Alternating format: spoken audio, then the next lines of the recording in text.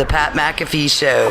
There'll be no rules for our guests, for us, for the things we can talk about. Yes, speaking his mind. I've never had a problem expressing my opinions or my thoughts or anything like that. While being relatable. I haven't had that manufactured fake-ass celebrity that a lot of people have whenever they go on those big networks. I've had a chance to really build my crew, build my following, build my audience. And ridiculous. What am I supposed to do? So I'm supposed to look at something that I can definitely afford and say, nah. Is that what I'm supposed to do?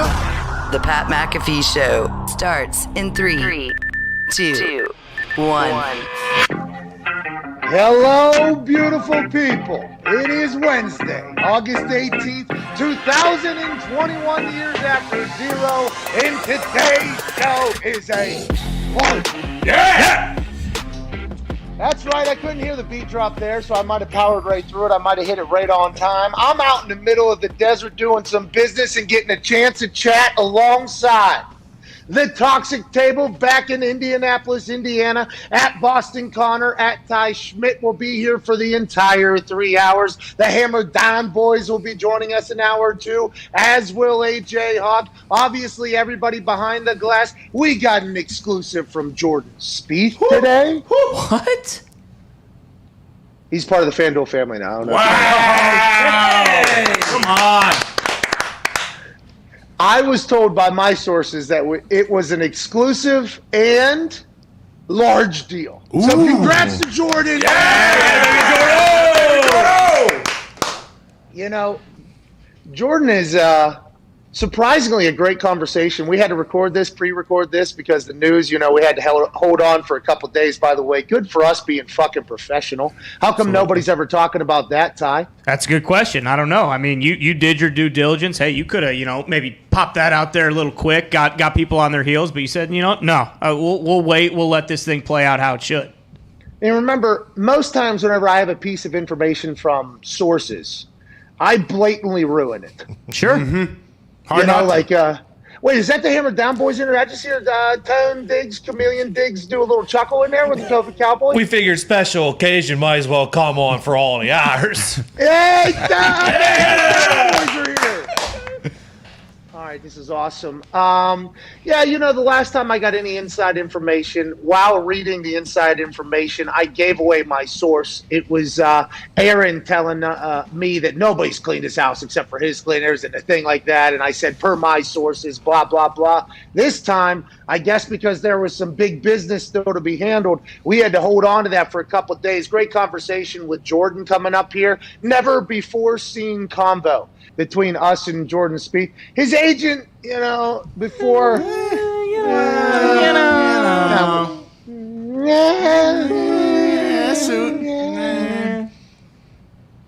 You offended us a little bit. A little bit. Hey, a little bit. All right. Anyways, Drew McIntyre, the Scottish Superman. Ooh, warrior as well. I thought it was the Scottish psychopath. Whoa. No, he's not a psychopath. He's actually pretty cerebral and calculated. Calculated. So Drew McIntyre will join us in the second hour alongside AJ Hawk. And then in the 2 o'clock Eastern Daylight Time, we will have James Harrison joining. Okay. James Harrison and I have only bumped into each other one time, and it was at Club Villa in south side of Pittsburgh, which is the tallest bar in Pittsburgh. You have to be at least 6'5" to go into that place unless you're me or James Harrison. I was introduced quickly to him. Hey, how you doing? He was nice, surprisingly. And then it was, how you doing? Keep moving situation. I haven't talked to him since. He is in the show Heels, which comes out on Stars, I believe, yesterday. When's that, today? Sometime this week, I think. Mm-hmm. Yeah, which we will break some news here. All right? Right now, just to start the show, we will break some news. When I chatted about being offered a role for my acting debut, it was for this show, Heels. And I did turn it down. I did turn it down, but only because the scheduling wouldn't work out, nor the character they asked me to play. So it was a couple things that happened, but I've been excited for this heel show and also excited to chat with James Harrison for a long time. At Tone Diggs, James Harrison still beloved in Pittsburgh, right? I assume, even though he went elsewhere? Yeah, there was that period of time where everyone hated him for going to the Patriots, but like soon as you see a highlight of him returning a ball 100 yards in the Super Bowl, that all falls all the wayside. James Harrison's still beloved in my heart. Yeah, Debo is a fucking animal, too, and he's lifting more than anybody else. He's getting into acting. He did the commercial for FanDuel last football season. We all saw it. I'm excited to chat with him. But let's get right into today's subject, shall we, Ty? Yeah, Connor? let's do it. Yeah, let's come do on. it. Listen, I don't know how much I can move. All right, I'm getting a little excited and a little bit antsy. And where I am, all right, out here in the middle of the desert, a little bit early, okay? Sure. So the neighbors might be hearing me get a little bit excited a little bit early because this morning I woke up 4 a.m. local time, all right?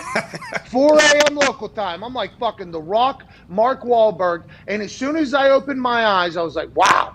It is very dark outside still. I'm wide awake. And why the fuck is John Mara talking publicly about the competition committee? That's all I thought of this morning as soon as I woke up. What the hell is this guy's lack of self-awareness all about? So for those that don't know what I am going on and on about right now, what I'm chatting about is this point of emphasis taunting rule that has been added into play conveniently immediately after Walt fucking Anderson gets in charge of all the rules. Now, points of emphasis are much different than new rules or tweaking of rules or anything like that. Points of emphasis are rules that are already in there, but hey, we need to keep an eye a little bit tighter on these particular rules. We've seen it in the past, preseason, early parts of the season. The competition committee, which is a group of 9 people, I believe, that Commissioner Goodell puts together, they say, hey, our game is starting to look a certain way. We need to put a point of emphasis on something so we could change it.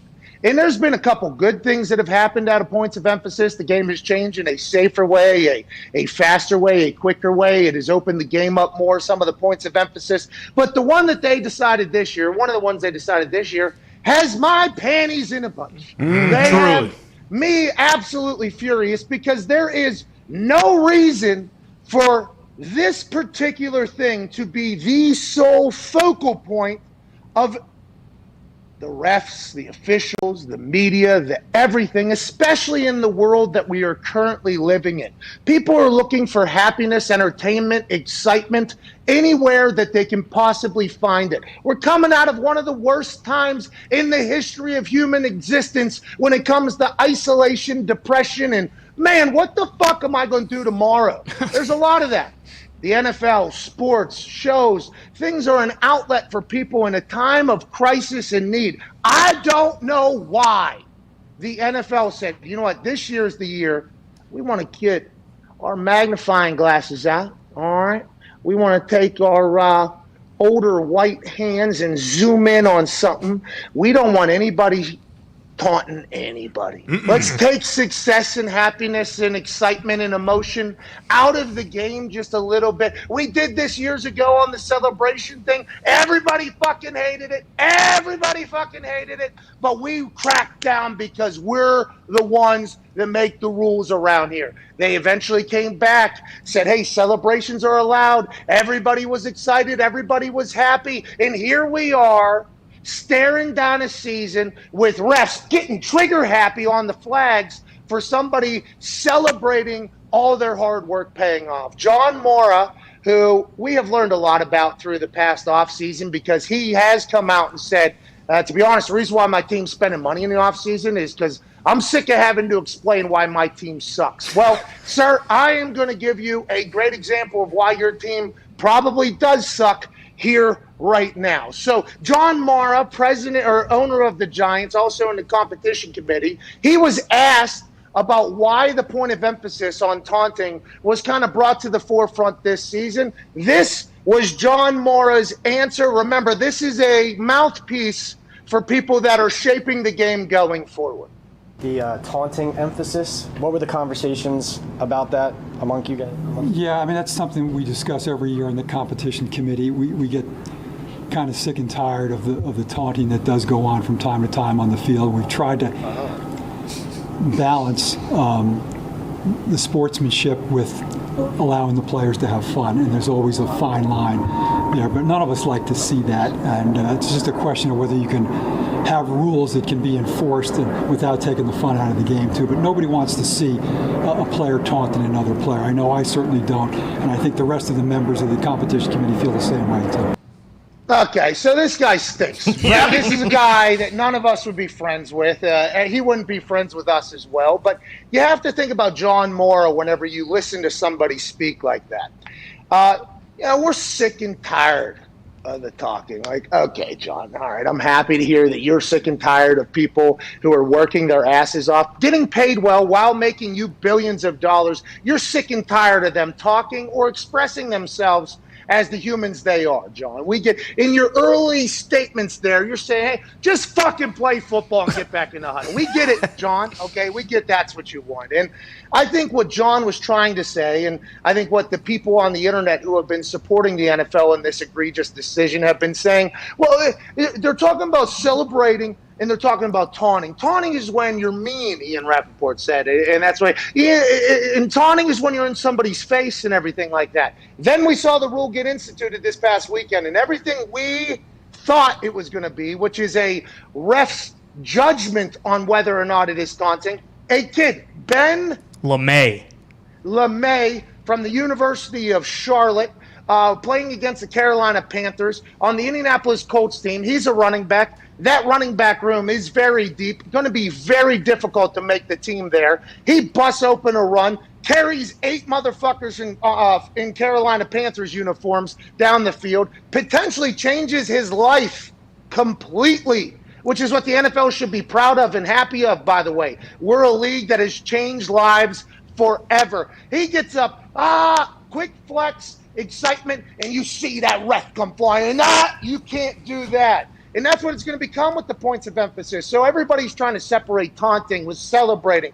Well, I'll tell you what, unless you're hearing what the person is saying completely, do you really know if it's a taunt or a celebrate? And if somebody's being ill-spirited or spiking a ball in somebody's head or being obnoxious or ridiculous or egregious, I can understand that not being good for the game. But this bullshit of we're tired of them talking and we want them to do this without taking the fun. Well, you took the fun out of it when you made it a point of emphasis. And John Mara, listen, I don't want to hate you, okay? I never met you. Sure. I like people that have a lot of money and have success and do stuff. I think it's inspiring. I mean, my natural instinct growing up where I grew up is to hate everybody that has money. Natural. My family hates people that have had money. It's kind of what I grew up on.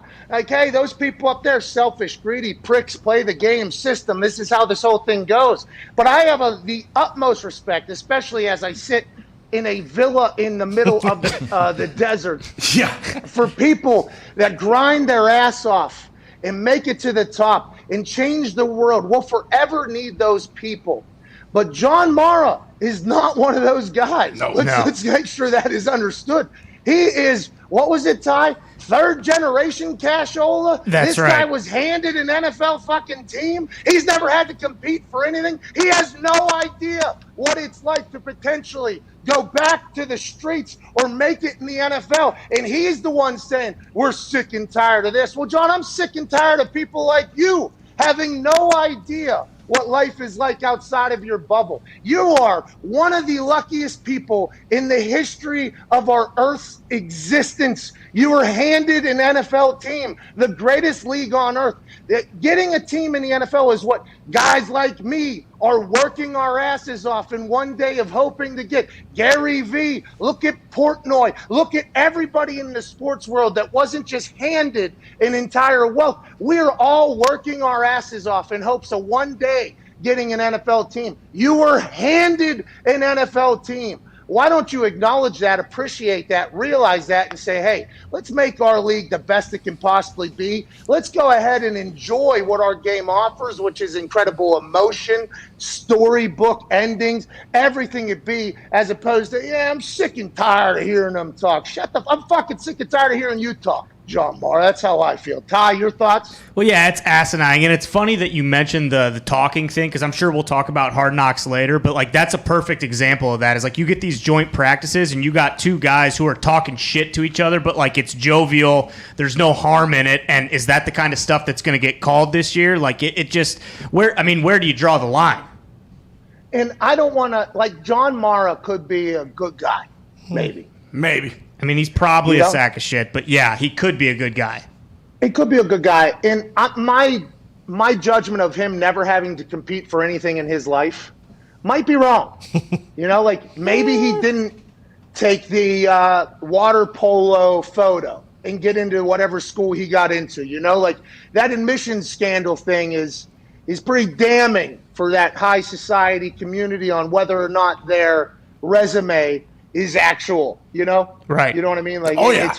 It's hard to be like, oh, okay, that's real. But let's assume he has earned everything. Yeah, he got that counsel job, special counsel, right out of college by his dad, and then became president and everything. So let's just assume that he's very, very hardworking, and he has to have his job, whatever, all that shit.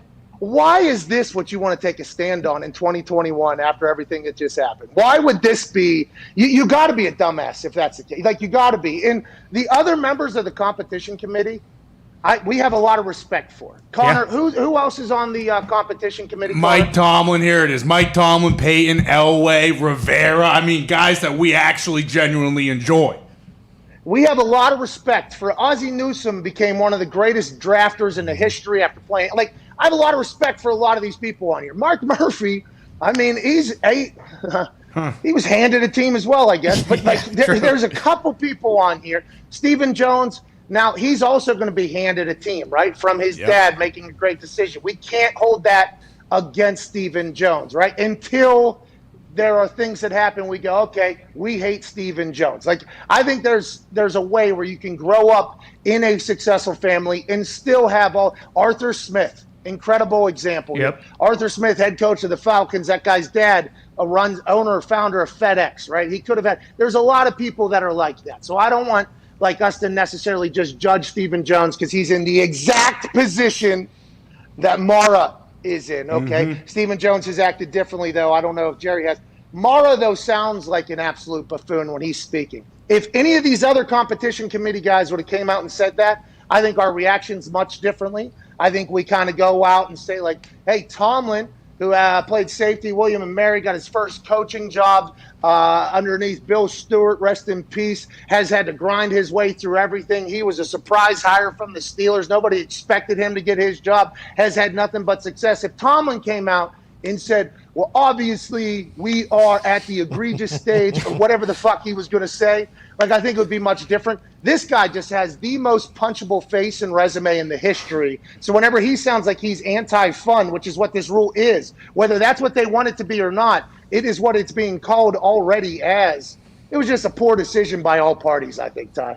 Well, yeah, and you look at just like how low the self-awareness is. I mean, like, I don't know if he thought, I don't know what kind of reaction he assumed people were going to get, but like if he didn't know that the onslaught that came after it was going to come, like then you got an even bigger issue.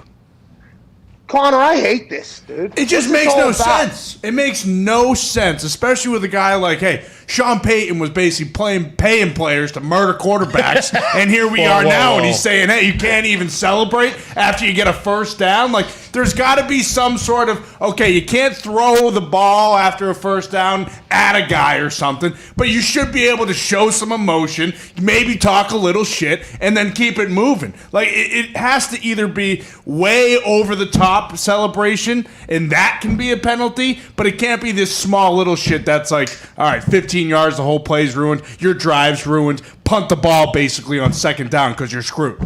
And what if you have a ref that doesn't like one of the players? Mm-hmm. Yeah.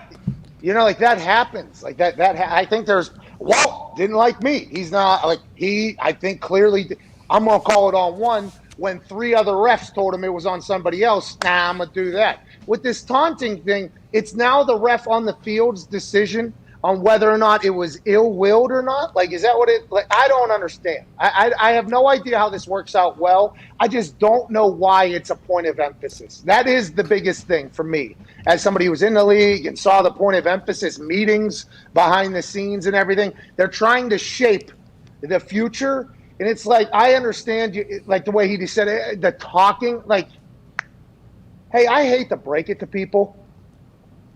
Like, football is football.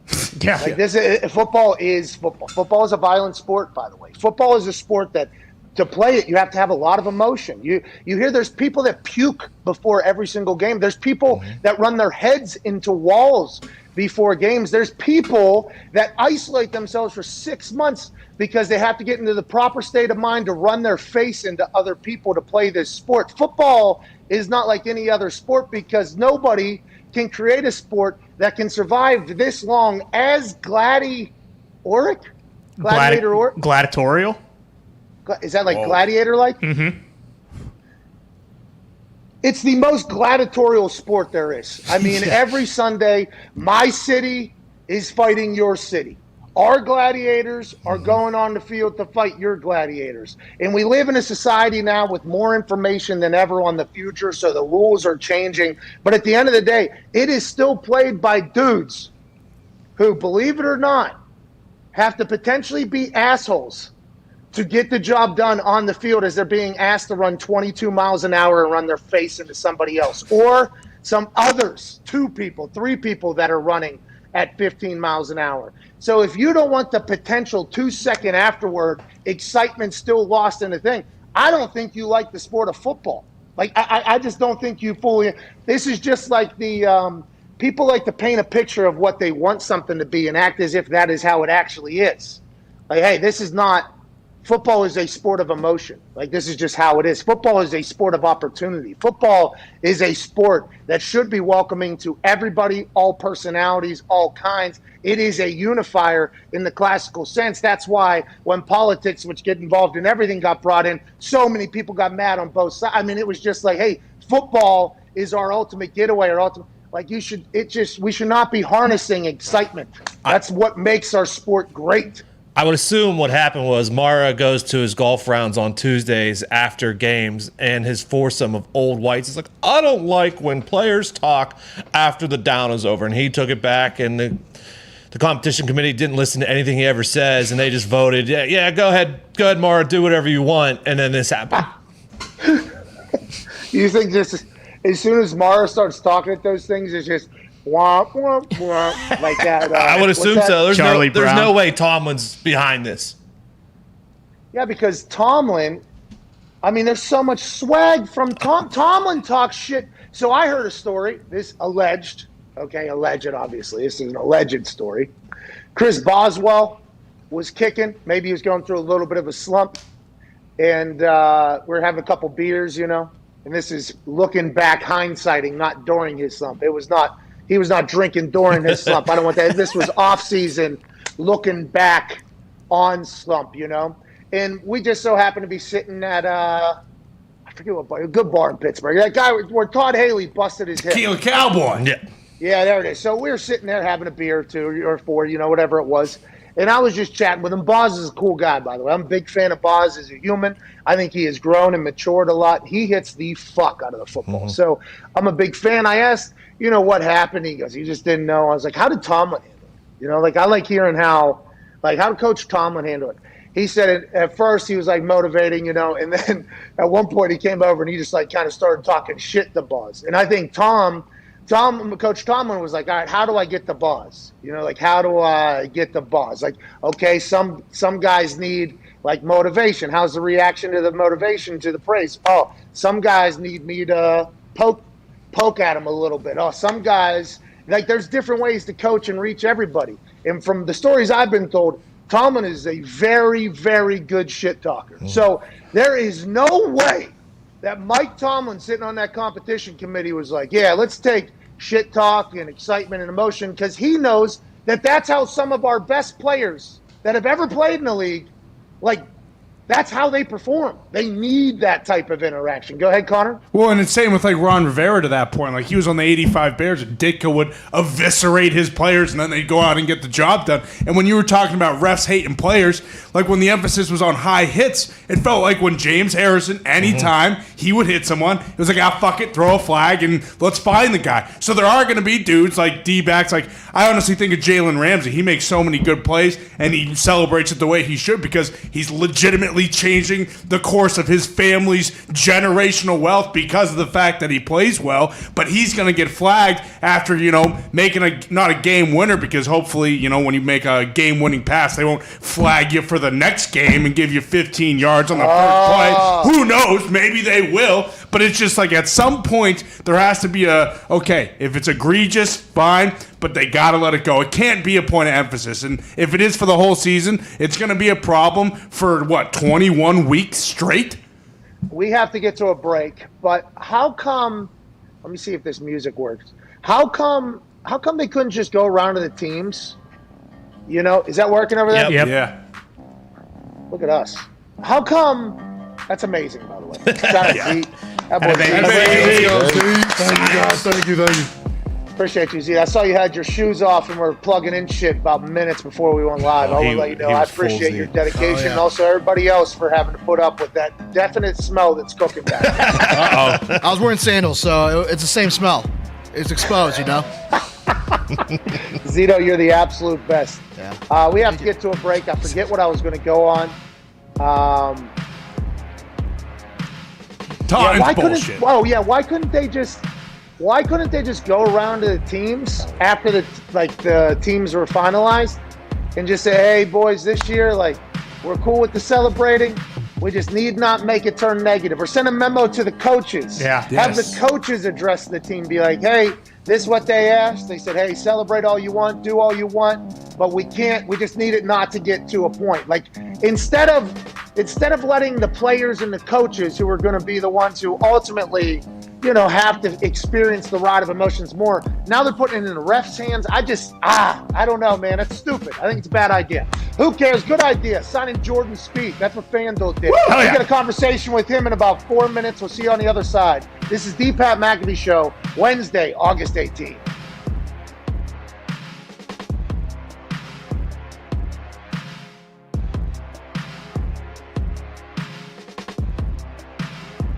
The NFL is implementing the Hawkeye replay system, which has the smart technology, which is synchronized multi-angle replay technology, which allows the ref to view all of the shots and angles of a certain play at the same damn time, as opposed to what they've been doing all along, which is TV producers deciding what replays they see when. Are you kidding me? Unbelievable. What? Now, we know a lot about these TV producers, okay? Yeah. I couldn't see Joey Josh Chestnut eat his 76th fucking hot dog, all right? Bullshit.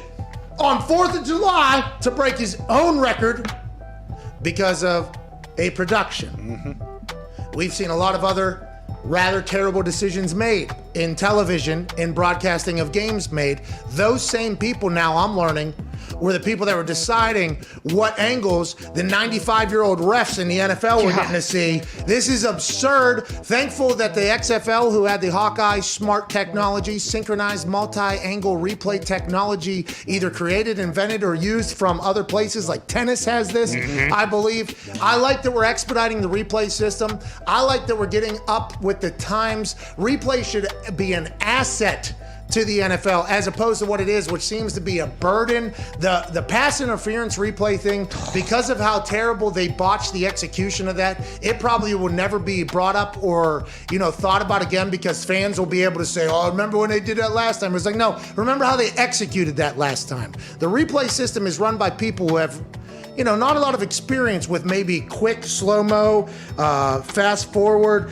maybe just content being in their face all day, every day. I like that we're making this better. It's better for the game. It's better for everybody. There's a lot of money on the line. Let's not let an opportunity pass where we can utilize technology to make sure the right shit gets done. Let's just do it in a much more efficient fashion. I've always felt that way, AJ. Well, it's much more efficient, but it makes me question, how did we go this long to where a TV producer is controlling what replays, what angles you're gonna see, like for the referee, like that kind of blows my mind when you think about it. Yeah, I read it yesterday and I almost axled my pants. Yeah.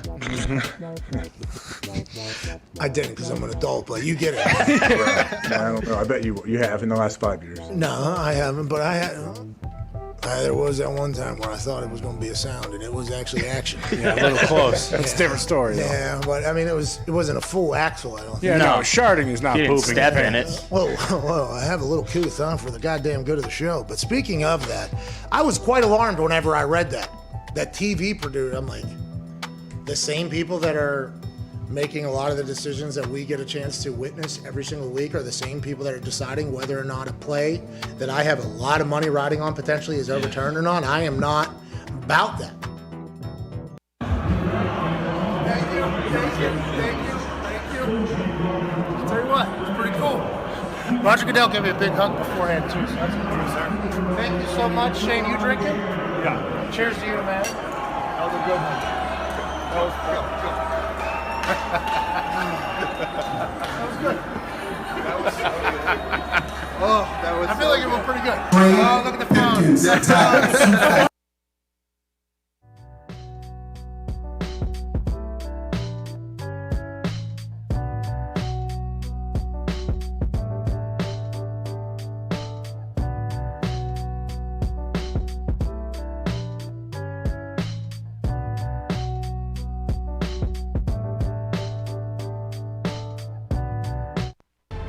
This is the Pat McAfee Show on Sirius XM Mad Dog Sports Radio. We thank you for taking the time to seek out this small regional show that streams internationally. Here's Pat and the boys. Welcome back to that show. Connor has something to read before we get to something fantastic. And Connor doesn't read that much, so let's listen, let's judge, and let's react. Here we go. Hard Knocks is back, and you can almost smell football in the air, can't you, Pat? Oh, yeah, even over here in the desert. Smells good. It reeks, and you gotta love it. When you're watching this fall, you want to be as comfortable as possible. That's why you need the Bird Dogs joggers today. Hell yeah. They will sell out fast, so don't miss out here on a once-in-a-lifetime comfort opportunity. Bird Dogs are the greatest shorts ever worn. Perfect for the beach, for golf, for doing literally anything. Go to birddogs.com, enter promo code PATSBALL, and they'll throw in a free Bird Dogs whistle tip football with your order. That's birddogs.com, promo code PATSBALL, and boom! A free Bird Dogs whistle tip football along with your pair of Bird Dogs. Bird Dogs are the greatest. Can't emphasize it enough. They're too comfy. The footballs are running out, so get them while you can. They are a must-have at the beach, at a pool, at anywhere that you can throw a football. Check out the shorts, the pants, and now the Bird Dogs joggers. You will not take these things off, I promise you. Connor, great read. What are these things called? These ones? The Baysiders or something? Oh, yeah. Basically the greatest ones they ever made. I think that's these are unbelievable. We always talk about the built-in underwear. We don't get a chance to really show it as much. They're just it goes down. That's the built-in underwear right there. Oh, wow. Gorgeous. Yeah, it's super soft. I wore this in the pool last night. I don't go anywhere without my Bird Dogs. Thank you, Connor. Thank you for that beautiful read. We got a chance to catch up with a fine gentleman earlier this week on some big news that happened today. Ladies and gentlemen, joining us now is a man who had rather large news dropped about him earlier today. Ladies and gentlemen, a member of the FanDuel family, number 2 overall in the FedEx standings as we go into playoffs happening in the biggest time to be a golfer and golf fan. He's right around the corner, ladies and gentlemen. Legend, American, Jordan Spieth. Yeah! What's up, man? Nothing. How are y'all doing? Hey, just hanging out. Congrats on the FanDuel relationship. What do you got cooking over there? What do you got going on? We did a little shooting. We're out at Hamilton Farms and just kind of starting out the relationship, doing some stuff just to get started, and should be kind of fun.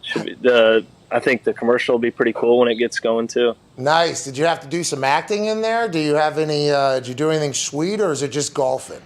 Yeah, no, it's Yeah, there was some acting. It's more kind of like some like cockiness acting, like looking at the camera while you putt, that kind of stuff. Not like normal swings. Just, I think they're going to try and get creative with it. Okay, so let's talk about that, because I think you were the one to introduce this to my life, and I might be wrong thinking here, but whenever Jordan Spieth came and took over the world, all right, with his math teacher guy.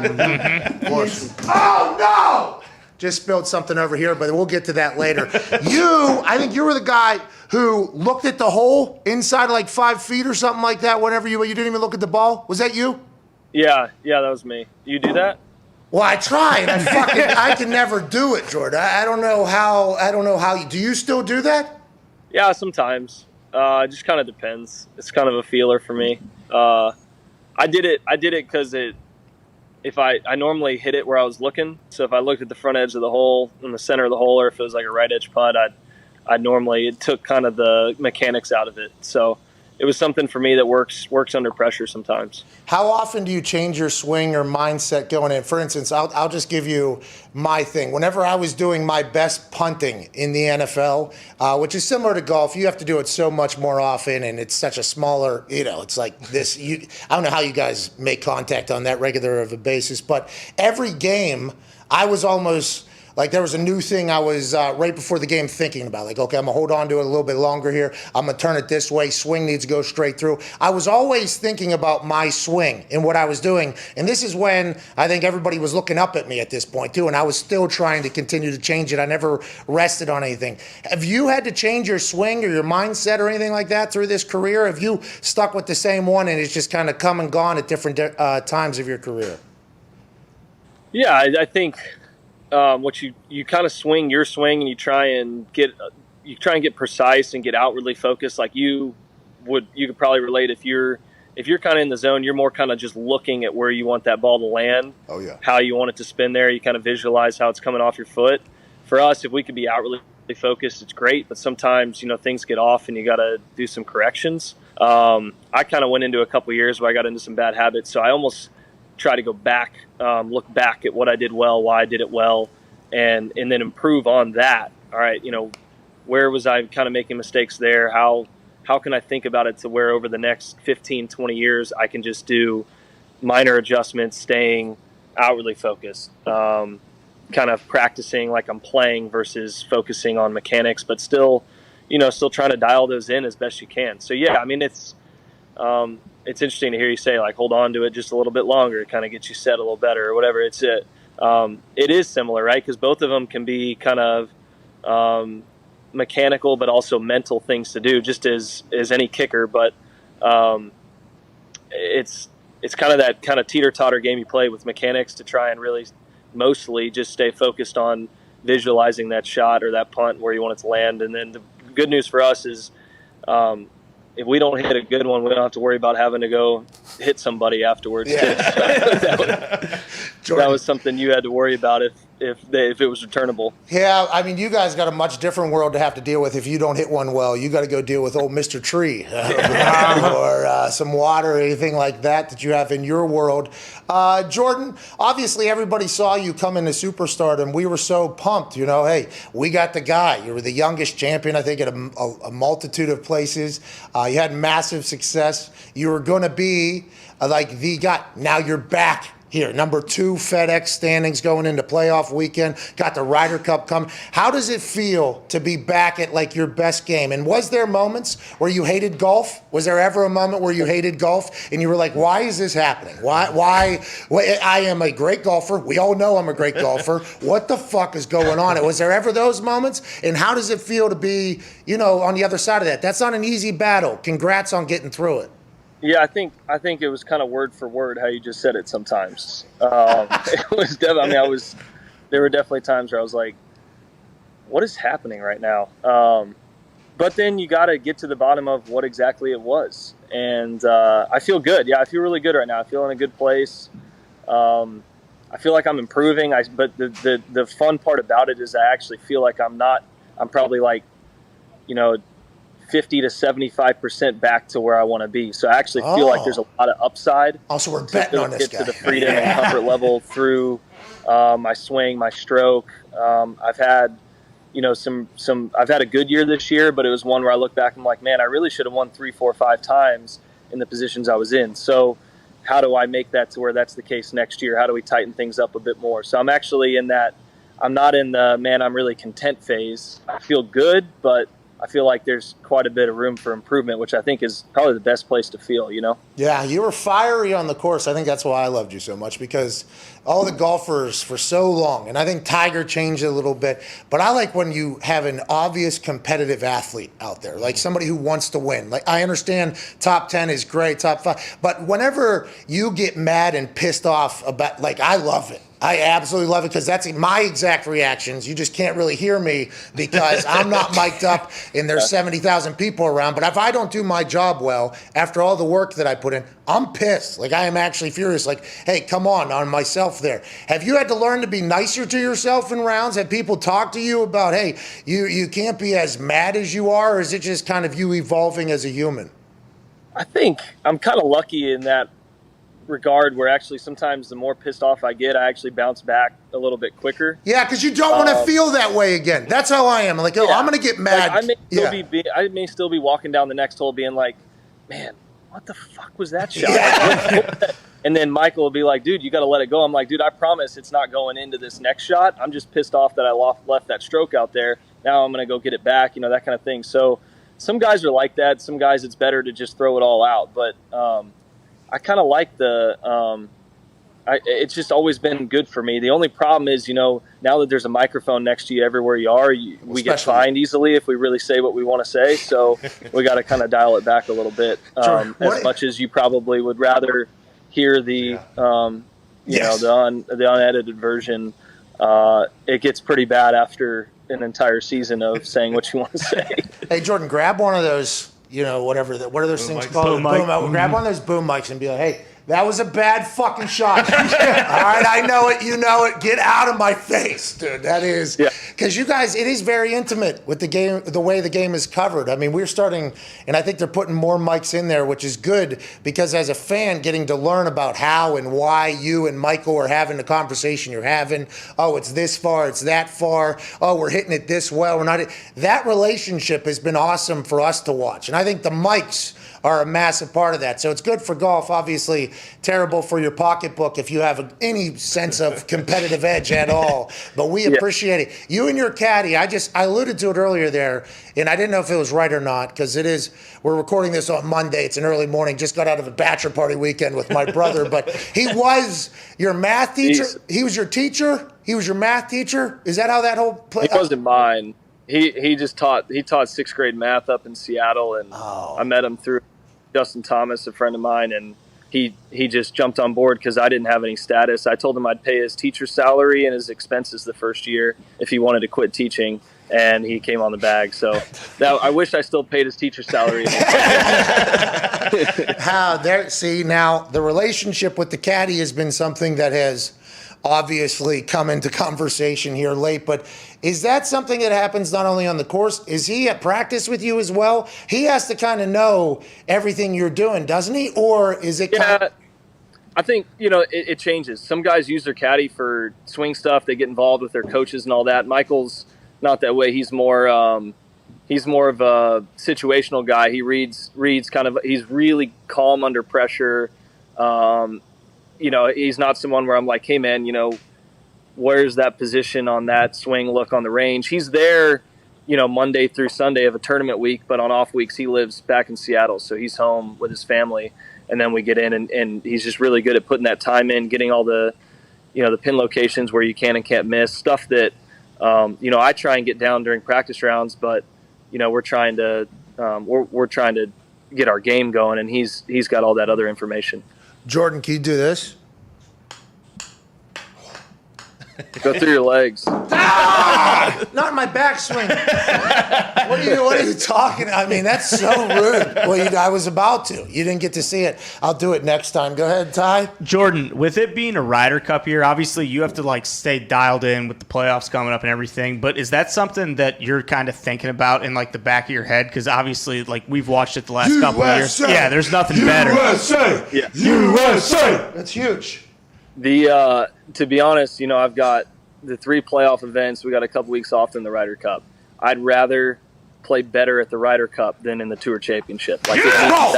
Hey, let's go, Jordan. Bigger than yourself. It's the best, man. I mean, we never get team sports. So to be able to have team sports, and then the idea that you could have that, when you win a championship in team sports, you get your parade, right? Well, for us, that's the Sunday afternoon after winning a Ryder Cup on U.S. soil, where everyone sticks around and you get to kind of party with everybody. That's our parade. That's what we look forward to.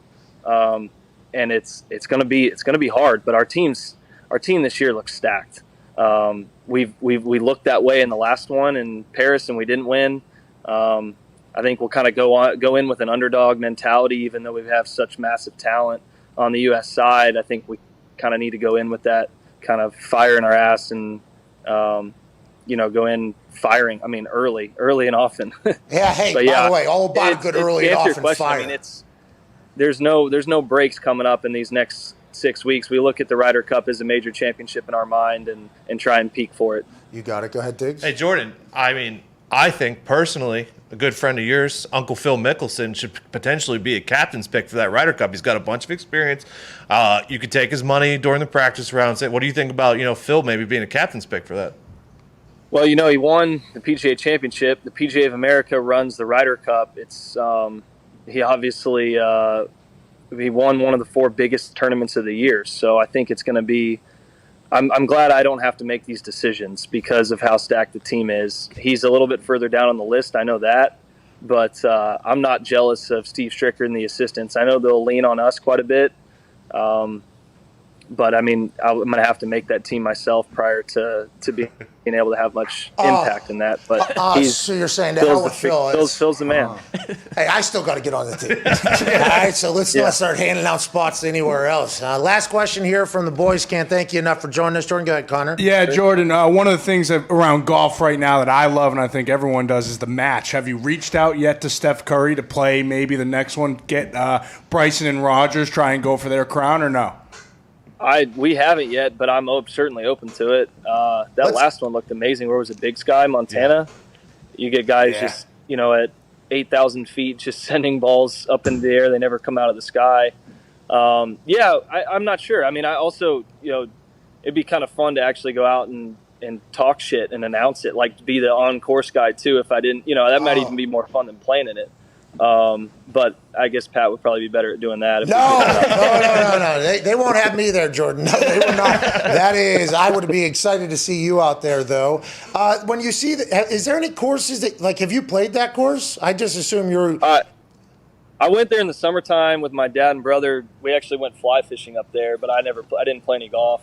But we went on a little fishing trip like a few years ago, but it looked amazing.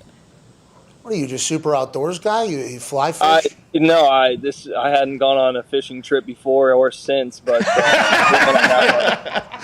hey, big Texas guy, love it. That would be the only time I was in that area. Oh, that's awesome. I thought you were going to be the fly fishing golfer, and instead it was like, I just heard it was fun. Turns out, that's not. A lot of similarities. Yeah, a lot of similarities in the motion. No, I have no idea. I spent more time untangling my line than I did catching anything. That's what I was saying, because I think there's a lot there's a lot of shit that happens with that. Can't thank you. Had a beer and watch them fish. Sit in the water, watch them. Thanks for joining us. Congrats on the FanDuel deal. Excited you're representing the #1 sports book in America. Your agent told somebody to tell us, I don't think he even told you, not to ask you about Bryson and Brooks. So with that said, last question here. Just if you could give us a full breakdown on Afghanistan, that would be great. If you could break down Afghanistan, that would be fantastic. We're talking a little. Say we got to get ahead of. We're going to have to get ahead of it in that Ryder Cup team room, I think. Ladies and gentlemen, Jordan Spieth. Thank you, man. Good luck, boss. I love chatting with old Jordan Spieth there. I think the boys did as well. Yeah. Much cooler than we could have ever imagined, huh, Ty, Connor? Yeah, you just never know with some of those golf guys. Like, I used to love Spieth when he was first coming up, and then, you alluded to it, he had that period where he kind of just, I don't want to say vanished, but it wasn't the same, and I don't know. I mean, all these other guys kind of started to rise to prominence, but yeah, I was very pleasantly surprised with that interview. The mental battle he would have had to go through, especially after what happened in Augusta, just the mental battle of getting through that is so impressive to me. Legit, very, very impressive to me. Now, I have no idea where he said he's 50 to 75% of what he thinks he's potentially should be or whatever. Jordan looks good, feels good, seemed like he was happy. He's getting big deals with companies like FanDuel. And now he's focused on the Ryder Cup and the playoffs. Feels like it's a good bet there. Feels like it's a really good bet. Great question out of you guys, by the way. Good questions from the boys. You guys are real-life journalists. Even you, Connor. Oh, no, definitely not me. But I had to ask about Bryson, especially just because he's such a polarizing figure in the golf world. But Jordan's been around for so long, you forget that he's only 28 and he still has 20-plus years left in his career, and he's already, achieved so many things. It's awesome that we got him at FanDuel, huh? How about it? He was 15 years old. He was out of nowhere, University of Texas. And whenever you grow up, too, in the spotlight, which even if you're a golfer, it's much different, obviously, than if you grow up in the spotlight of, music or entertainment or whatever. But when you're real young, 21, 22, and you got the whole world staring at you, man, you can fuck up sometimes. And I think potentially the worst that he done was just not perform well on certain occasions. He's all the way back, superstar. We're very thankful to talk to him. His agent, though, needs to stop coddling him. Yeah, let the motherfucker talk, dude. Okay, Jordan's a G. Let him handle it. We were told, hey, don't ask about Bryson Brooks. It's well, okay, he's a golfer. That's happening in golf. What do you want me to ask about? Literally, my first thought was Afghan. What are we even trying to do here? I didn't appreciate that. Well, and I assume he would have had a good answer. The way he, did answer it, even on the way out there, hey, yeah, we're gonna have to get ahead of that in the clubhouse. He would have had something good on that, I'm sure. They are gonna have to do that, by the way. Oh yeah, without question. Hey, for the good of the country. For the good of the country. That's right. I like that they view the Ryder Cup as a major, and they're talking about how he's we're primed to get to play our best ball there at Ryder Cup. I don't know if the FedEx people are necessarily pumped to hear that, because playoffs are happening.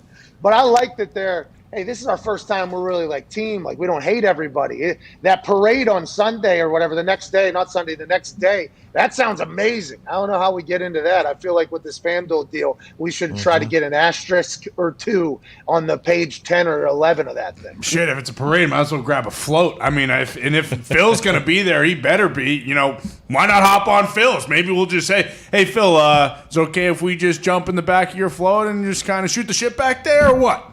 I couldn't imagine being on Phil's float, Jordan's float, that float. Do they have a float, or are they just walking around?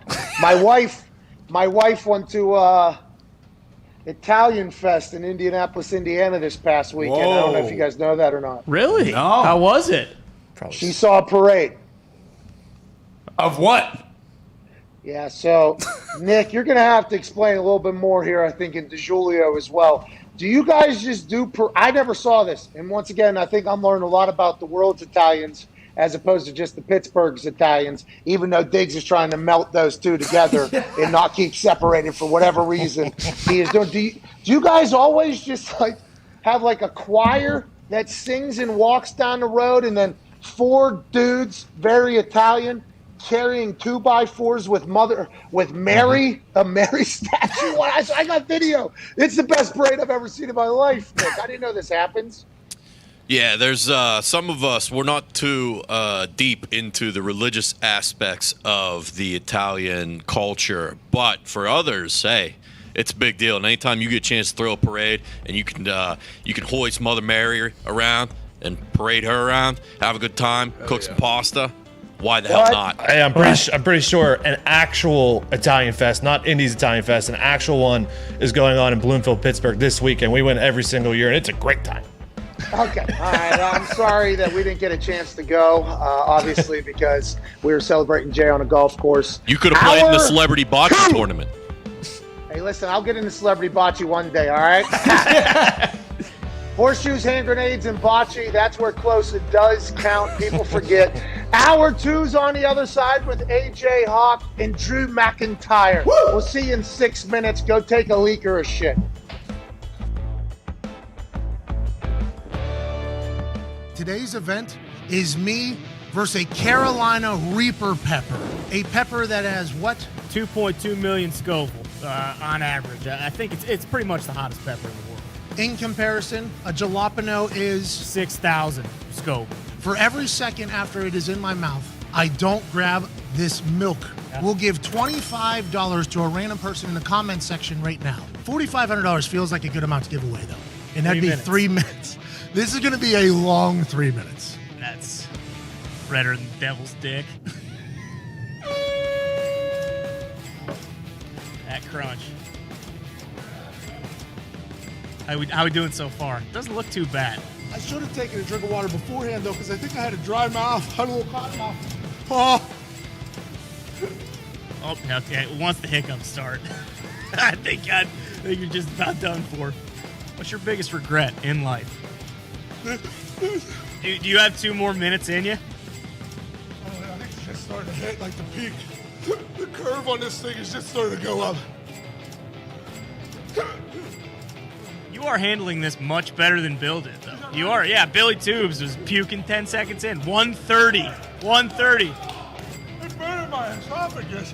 Do you feel like you're going to puke? Oh, I do. And that milk looks ice cold, too. No! Man! Beer that broke my heart. Hey, one more. I'm getting lightheaded now. 25 more seconds. Yep. Now we go. Now we go. 8, 7, 6, 5, 4, 3, 2, 1. Dance with me. How you feel now?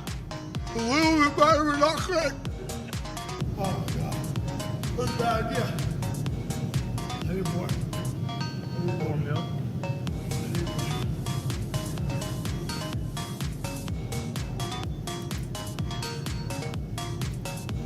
Oh, God, God.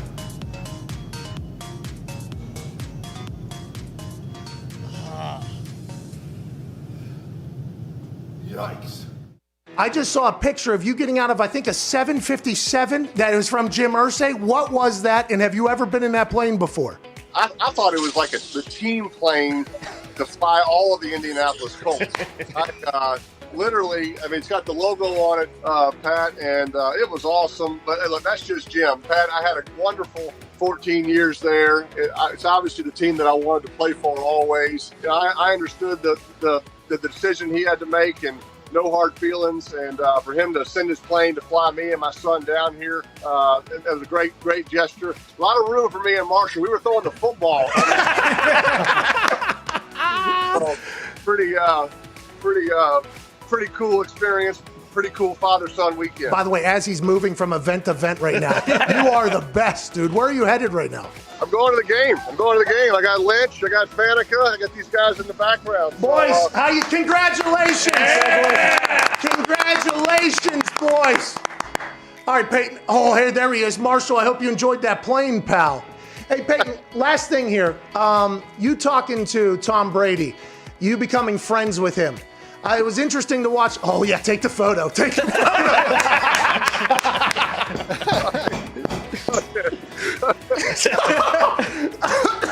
All right, we will wrap this up. Well, I'll tell you, Pat, I don't think anybody can do what Tom has done. Look, I know how hard it was for me to get on the same page with my receivers, learn a new system, learn new coaches. But I had a full off season. I was injured. I was rehabbing. The fact that Tom has done this in a COVID pandemic off season, no time to meet with his receivers. He met with his coaches illegally by breaking into Byron Leftwich's house. So besides that, it's been incredible what he's been able to accomplish, and he deserves all the credit. His leadership is what's put the Bucs in this game today, and I have great respect for him because I know how hard it is, but he deserves all the credit. Hey, how did you know Red 18 was coming? Pat, I mean, I can't tell you how much I appreciate you telling that story and just growing the legend. That was about the 18th time I tried it. I was 17 going into that. And, you know, when it doesn't hit, you just keep walking. And nobody ever really tells you about it. So when it hit, I was as surprised as you were. and the reaction from some of the good old folks there in the casino that night was pretty special. Well, I appreciate you doing that. You made me and those folks in the casino a bunch of money. Congrats on the Hall of Fame nod. Thank you for spending time. Enjoy yourself at the game, Peyton. Pat, thanks, pal. I appreciate you. The Sheriff Hall of Famer, Peyton Manning.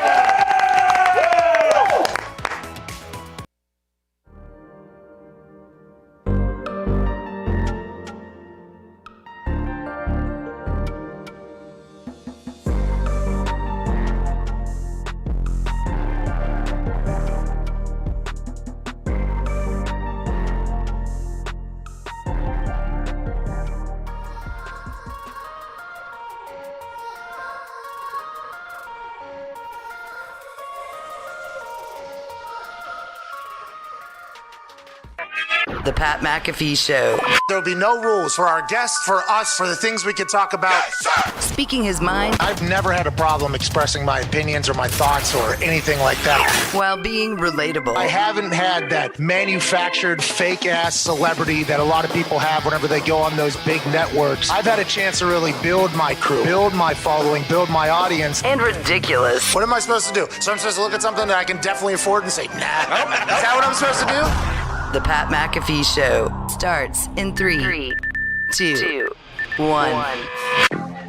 Welcome back to that show. Hour 2, Wednesday, August 18th, 2021, years after the year 0 begins, right? Yeah! Now, can't hear that, by the way. When I'm talking, it cuts off the music. That is much better than the sound of my voice. Shout out to Twine for that. Welcome back to the Pat McAfee Show here on Sirius XM Channel 82, Mad Dog Sports Radio. I heard that. I had to stop and make sure I heard that. And youtube.com/The Pat McAfee Show. The Hammer Down Boys and the Toxic Table are back in Indianapolis. I'm in the middle of the desert, handling a little bit of business while FaceTiming in from a beautiful, I don't know, some drug lord had to have had this house before me. It is great. Joining us from his drug lord-like house in Ohio, college football national champion, Super Bowl champion, ladies and gentlemen, AJ Hawk. Yeah! What's up, man? How's it going? AJ, how are you? It's a dry heat out here, they say. 110, smack you in the mouth. Yeah, so what do you, after this show today, you going to go on a run or something outside? I might do some push-ups. What? Maybe a pull-ups. What? Maybe swim in a pool. Maybe, but probably not. If I had to guess, it is so hot out there. I'll probably just stare at these. You ever hear of the Superstitious Mountains, AJ? Superstitious Mountains. I don't think I have. They're near the Camelback. Okay, and everybody was told that there was gold in there. And then they went in there, and guess what? There wasn't no gold. All it was die, all right, in the middle of the mountain. So it was superstition to go in there, you die or whatever. And Bill Stewart told me that story when our West Virginia team was out in this beautiful part of the country for the Fiesta Bowl. Phoenix is awesome. The desert is awesome, AJ. I would have never guessed this, and I don't think a lot of people probably say this publicly enough if you're not from it. The desert is really – this is a beautiful part of the country out here. Oh, it's awesome. And anyone that likes golf, I know there's tons of great golf courses out in that area. Phoenix, Scottsdale. I've been out there. Like I said, I played in the festival 3 times out of my 4 years. So I've been we've got to see a good chunk of it. Just different, though. Not a whole lot of grass out there.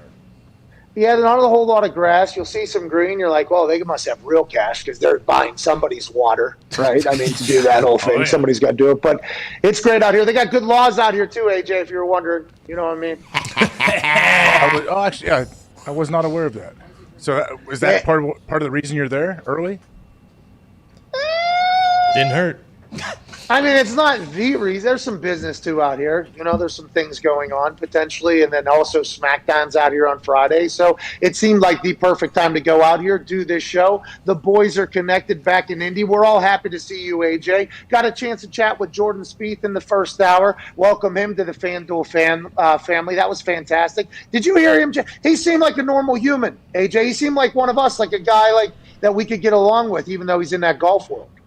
Yeah, well, I think golfers, just because of how they dress, just makes them look old. And we think they're like these old stooges because they're wearing collared shirts, a hat, and pants. So it's cool to see him when you actually get to hear him. You're like, oh, this is a 20-some-year-old dude. He's just a kid who likes to hang out. He's just one of the best golfers on the planet. I'll tell you what, while watching him on TV, I saw the way he was dressing. I was like, this guy fucking stinks. what a bum, what a nerd, what a loser, what an old-ass man. How old are you, pal? That's a hilarious thought because that is real. That kind of paints a picture of like the yuppie, kind of uptight, unrelatable person. Mm-hmm. And then Spieth, hey, he dropped a fuck. I don't know how PGA is going to feel about that. He said fuck on this show today. I was a big fan of that. You think PGA is going to fine him for that? They might. He said he gets fined if he says anything like on the course that's too bad. They do get fined. So that's crazy. He's not on it. In play, like I know it is. Believe me, for the fans, it's awesome that they have mics with them the whole time, especially the studs. Like they don't ever have a private convo really with their caddy. But you're telling me after a bad shot, if a guy cusses, they fine him for that? This goes back to what I talked about earlier. You should want emotion in your sport. You should want the person participating at the highest level in your sport, the thing representing you. You should want them to be excited. You should want them to have emotion. You should also want the type of players that have no emotion. Hey, robots are awesome too. Like that's a cool thing to watch. I have no idea how they act the way they do or why they do, but I like to watch it. But I don't think we should be harnessing emotion. I think that's why I'm so mad about this. And that's PJ probably will potentially. They fine him for swearing and having emotion. You got to do it in an adult way because we're being FCC. Have you seen the rule though, Pat? Some of the boys may know it better, but they instituted some rule where there's like a point system based on how popular you are, or things that you do to like bring attention to the game. What is that? Move the needle. So it's a ratings bonus. Yeah, it's like a needle bonus. So I think Jordan's dad was actually a part of creating this. Ty, please explain. Ty read all about it. Ty got accepted into Harvard, so this is why Ty is such a weapon for us, because he can read this shit and retain it. What happened with that needle-moving rating bonus thing they had going, and how is Jordan tied to that? Yeah, so it comprises like 3 different metrics that they use to track like social media engagement and all this different stuff. And Jordan's dad, I believe, like is one of the guys who created the algorithm for how they view a couple of the metrics. Is his dad a mathematist? I don't know. I don't think so. That's what you call it? What's that, AJ? That's what it's called, right? Mm-hmm. Yeah. Oh, what are you, an Englishmen, dude? Whoa. Oh, we get it, bro. All right, hook, line, and sinker, by the way. Shout out me in the desert. Still got it. Maybe on Planet 10. But let's move along with John Mora, okay? Yep. John Mora. Thank you, Ty, by the way. You got Love it. you, Ty. Hey, love you, Pat. Hey, John Mora, okay, he came out and said, everybody's sick and tired of the talk. I thought it said talking. I got people tweeting me now saying that he said he's sick and tired of the taunting, but it just sounded like talking. Whatever the case is, I can understand if they don't want egregious shit happening, but John Mora has never competed. I don't want to say that. That sounds very rude. I don't know if John Mora has ever competed. He might be in one of those polo games on the ponies out there. Yep. He's probably had some sort of competition, maybe whatever drinking. I understand that he has competed and whatever. He was handed a team, but I get it, okay? I think him delivering the statement from the competition committee about having emotion whenever you potentially change the entire trajectory of your family tree, I just think that was, and now maybe he's just the first person that spoke and got to talk about it, but this point of emphasis thing is fucking ridiculous. It is so stupid. They know it. We know it. Putting a point of emphasis on it means they want to spotlight it and change the course of the way the league's going to go and the game's going to go. I think this should have been handled behind the scenes.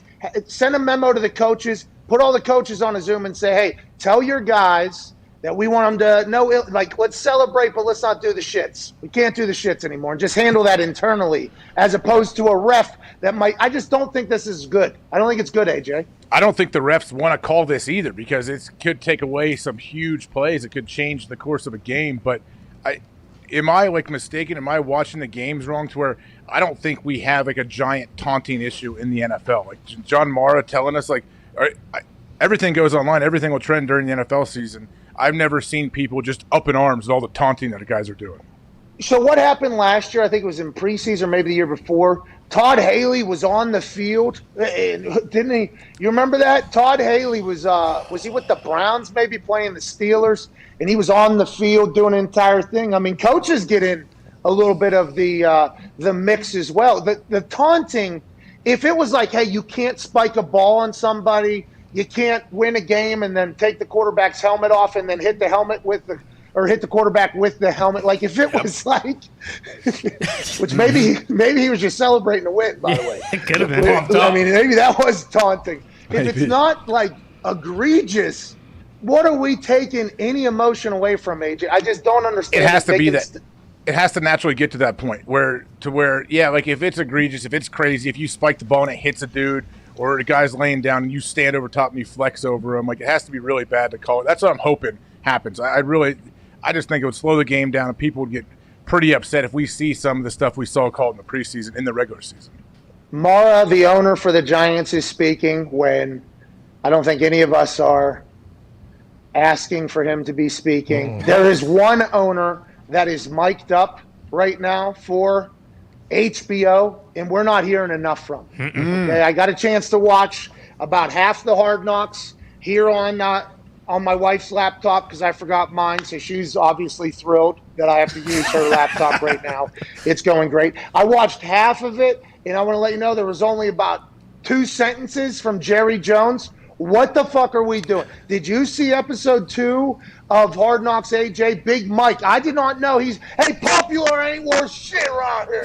I didn't know Mike was like fiery. He's a fiery guy. Have you been watching, following along, and your thoughts on Hard Knocks episode 2? Then I'll hear Ty and Connor. Can't wait to hear their thoughts as well. Yeah, I like you. I have not seen the whole thing yet. I think I saw the first 15 or 20. But yeah, Big Mike, you didn't think he was fiery? Like he is a guy that absolutely is emotional. He's not scared to show his emotions one way or the other, and he's very open and honest with the team too. I think on how he feels about how you play. Like he doesn't sugarcoat anything either. So yeah, I'm not surprised. I'm hoping he gets more and more comfortable as Hard Knocks goes on with the mics and cameras around him. Hey, he's gonna let loose out there when he's talking to Danuch on the sideline. Like I didn't expect to love Mike McCarthy. Okay, I did not expect to love Big Mike, right? Especially because, we had gone through a couple different series of thoughts on how Mike McCarthy did get his job with the Dallas Cowboys. Like, did he completely bamboozle Pelissero into doing an entire, deep thinking piece about Mike McCarthy assembling a whole coaching staff and treating it as if it's day-to-day in his basement, and Jerry Jones is like, shit, give me that guy. He's been coaching while he's fired or whatever, and maybe he got in there. But listening, this is what mic'd up things do. This is what Hard Knocks does. It introduces you to people deeper. You usually respect them a lot more, kind of know more about them. I love Big Mike. I love Jerry. I wish they would maybe push that a little bit more. All right, let's get a little bit more Jerry Jones in his son of a bitch. All right, let's go ahead and get him going. I like learning that Zeke also needs baby powder for his gooch. Yep. These are things that you learn, kind of humanize everybody. I enjoy it, but episode 2 thus far has not been like a show season stealer, I don't think. Your thoughts, Ty, Connor? Yeah, it was. I mean, it's hard to say it wasn't good because, anytime you get to see stuff like that, it's pretty awesome. But yeah, I mean, it was a definite step down from the first episode. Like you said, I mean, no one was more happier than me when the Packers fired Mike McCarthy. I was fucking ecstatic. But I love the guy. And they do. I think they have a lot of stuff that they maybe leave on the cutting room floor of him because it seems like he is kind of comfortable in front of the cameras. I mean, the way it opened that episode, he said fuck 4 times in 30 seconds, and then we didn't really get him for the rest of the episode. I mean, I get the Danucci stuff and everything, but no one cares about that storyline. They just don't. We want Big Mike, we want Jerry, we want Dak, we want Zeke. And learning about Dak, not being happy about his rat, and okay, it's cool to see the behind the scenes, and it was great to see Danuch from Western Pennsylvania put an ass beating on Micah over there from Eastern Pennsylvania. You know what I mean? That was nice in chess because I believe the big thing was that Micah was incredible at chess. Danuch, Italian, obviously from Western Pennsylvania, says, hey, whenever we get on these squares, checkmate, my friend. I enjoyed the show. Connor, you enjoyed episode 2 or no? I know. It wasn't good. The first one was good because you got a lot of Jerry. And, hey, in the second episode, Jerry's one line about their British D-line coach sounding like Winston Churchill. Crushed, best part of the episode. But the only thing that they do that is good is that when the preseason came and DiNucci's leading the team down, this is at the end of the episode, so you guys might have missed it, but DiNucci's leading the team down against the Cardinals in the preseason. They got the music going in the background. They make you feel like it's the Super Bowl for these guys, which it is, just because, they're trying to make the team, which is good, but it's like, hey, we're here for McCarthy. We're here for Jerry Jones. Can we please get maybe a conversation, them shooting the shit? I would even watch Jerry Jones just watching the game up in the booth or wherever the hell he is watching these preseason games. But it does bode well for Micah Parsons that he plays chess, right? Like, should we be betting on him winning Defensive Rookie of the Year now that we know he's a master chess player? Well, Micah, I think it was known that he was a good chess player. I don't know if we knew how good he was, and I don't think we still know how good he was because we don't know how good DiNucci was. Let's assume DiNucci was a great chess player, so Micah battled. Micah even acknowledged, I should have won closed Sicilian. Yeah. I won open Sicilian. Mm-hmm. I think we should bet on Micah and be enjoyed by Micah. I think if you want to bet on something being good, Jerry Jones, Mike McCarthy, Dak, and Zeke on a mic is going to be good. If you want to bet on something being great, you can bet on SummerSlam this Saturday at Allegiant Stadium. Only available on the Peacock. The party of the summer being absolutely fantastic. I'll be on the call with Michael Cole for some of the matches. Joining us now is a man who will be fighting Jinder Mahal this weekend at SummerSlam. Ladies and gentlemen, the former WWE champion from Scotland, Drew McIntyre. What's up, lads? How's it going, Drew? Back. I'm marvelous. Hey, so I just want to make sure I call you the right thing. You're not the Scottish psychopath, right? Because you're actually calculated, and psychopaths are kind of, spastic. You're the Scottish Terminator? No, that was a year ago. I'm currently the Scottish Warrior, I believe. I'm sure okay. I saw Monday night. I watched. You had to fight in a handicap match so that you could take your sword into battle as the Scottish Warrior walks into Las Vegas to fight against Jinder Mahal. You put on a hell of a show. Hey, how's momentum going, Drew? You got that sword back? You going to swing that thing all around Vegas or what? I mean, I've got the sword. I feel like the end game has to be I stab somebody. So why not Jinder, the biggest stage of all, over 40,000 people, Vegas, Saturday night. Whew, that's going to be a moment. Hey, Drew, so something that I've seen is going on in the wrestling community. John Cena comes back and tries to steal all the pub and all the shine. Like, how do guys like you feel about that when Cena's around doing this? I like having Cena back. He brings the eyeballs that are perhaps lapsed or perhaps not currently watching to the product, which in turn they get to see our current superstars and hopefully stick with the show. If he was somebody who didn't have a passion for the industry, it'd probably bother me more, but he genuinely loves WWE. If he could still do it full time, I know he would do it as opposed to doing the movies right now. So having him back is a big deal and a good thing for me. Let's talk about the fans being back, Drew. You got a chance to experience the pinnacle, after your entire story, too, of being deemed the next one, basically, fall from grace, rebuild, come back, kind of take over, have your moment, become champ. And then it's around a time where there's no fans. The WWE universe is not there. Getting back on the road and in front of people, what has it been like? How have you felt? I've been loving the hell out of it. It's my first time ever doing it or experiencing it. For you getting back out there, how's the road been? It's been great. The hardest thing I've always getting used to being back on the road after this past year and a half of sitting in my house, basically driving to work once a week. Just getting in those cars and flights every single week again is the hardest adjustment. But having the fans back is such a difference maker. Like, I know every other sport have struggled and said we missed our fans so much, and they have. There's a big difference having that atmosphere, but WWE is such an interactive product. The fans make such a difference to our show. For me personally, as an interactive performer with the fans especially, having them back and having that back and forth has been so much fun for me. And I'm kind of been pleasantly surprised by the reactions, I guess, because when you're like a good guy in WWE, if you're in everybody's face for a very long time, sometimes they get bored. People don't kind of short attention spans these days in wrestling and outside of wrestling. They might just turn to the next guy, might boo you until you get lost. But it's been cool to see the fans still on my side and still have that connection.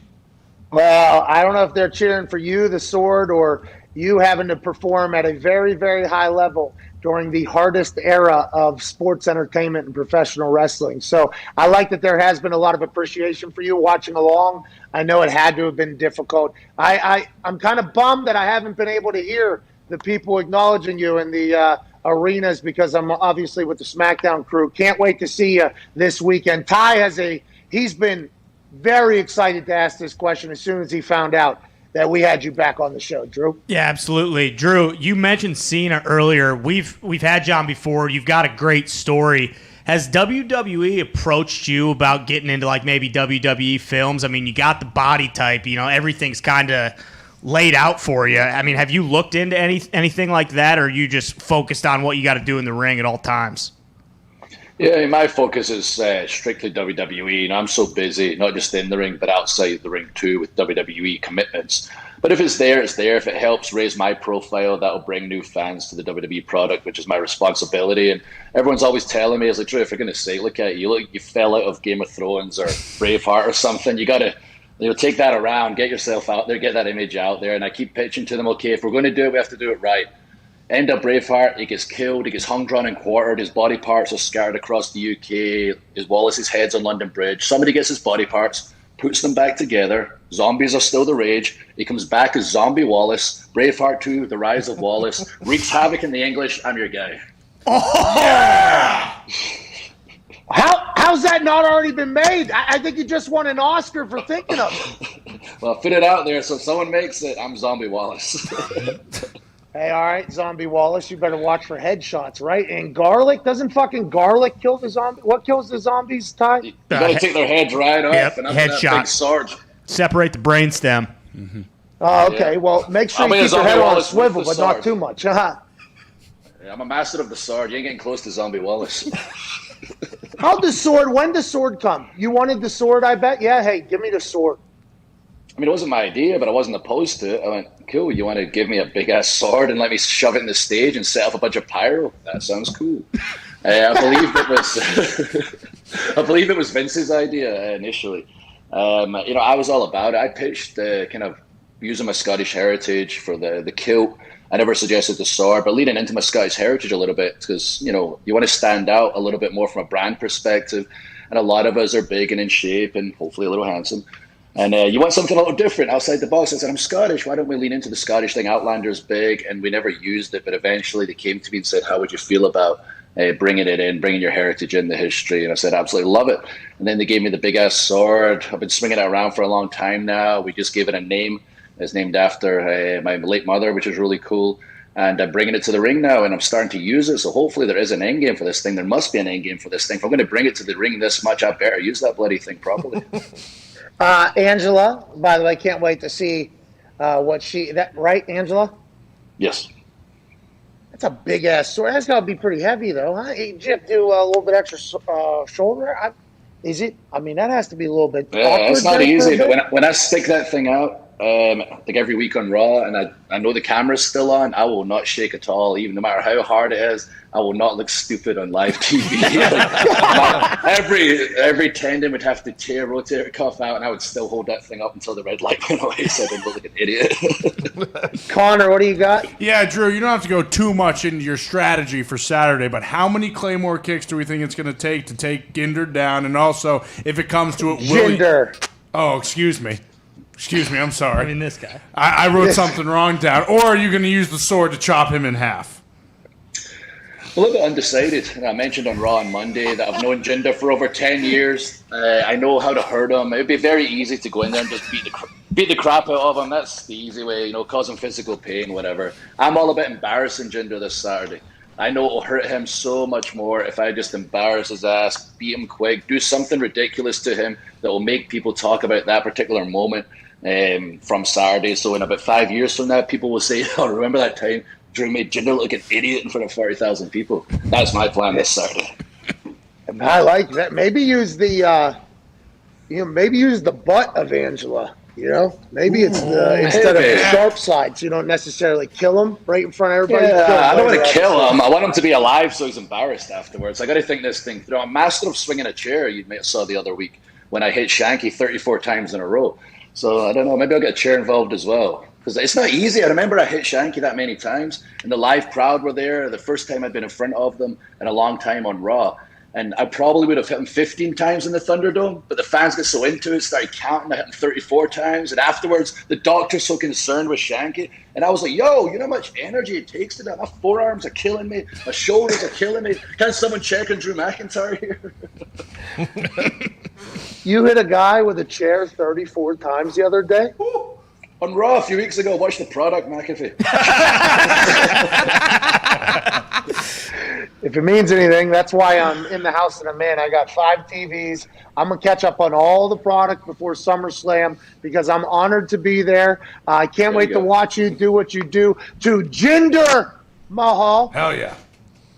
You can call him whatever you want. I don't care. Bitch Mahal. Well, Connor did. Connor did do that. Because he's an idiot. Drew, good luck this weekend, man, at SummerSlam. Thank you so much for your time. I hope you have an incredible weekend in Allegiant Stadium. Ladies and gentlemen, the Scottish Warrior, Drew McIntyre. Thank you, guys. See you the weekend. Thank you, Drew. Lots.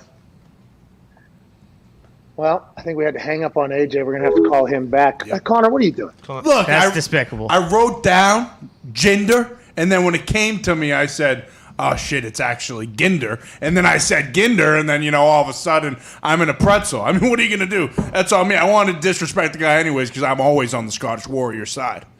Hey, yeah, he was the Scottish Terminator at one point. Now he's a Scottish Warrior. Follow the product, McAfee. I'm sorry. I do follow. I knew. Okay, so I knew the sword was potentially named Angela. Okay? But if I shoot that shot and I miss it, much worse, I think. You know what I mean? Like, without much a doubt. worse.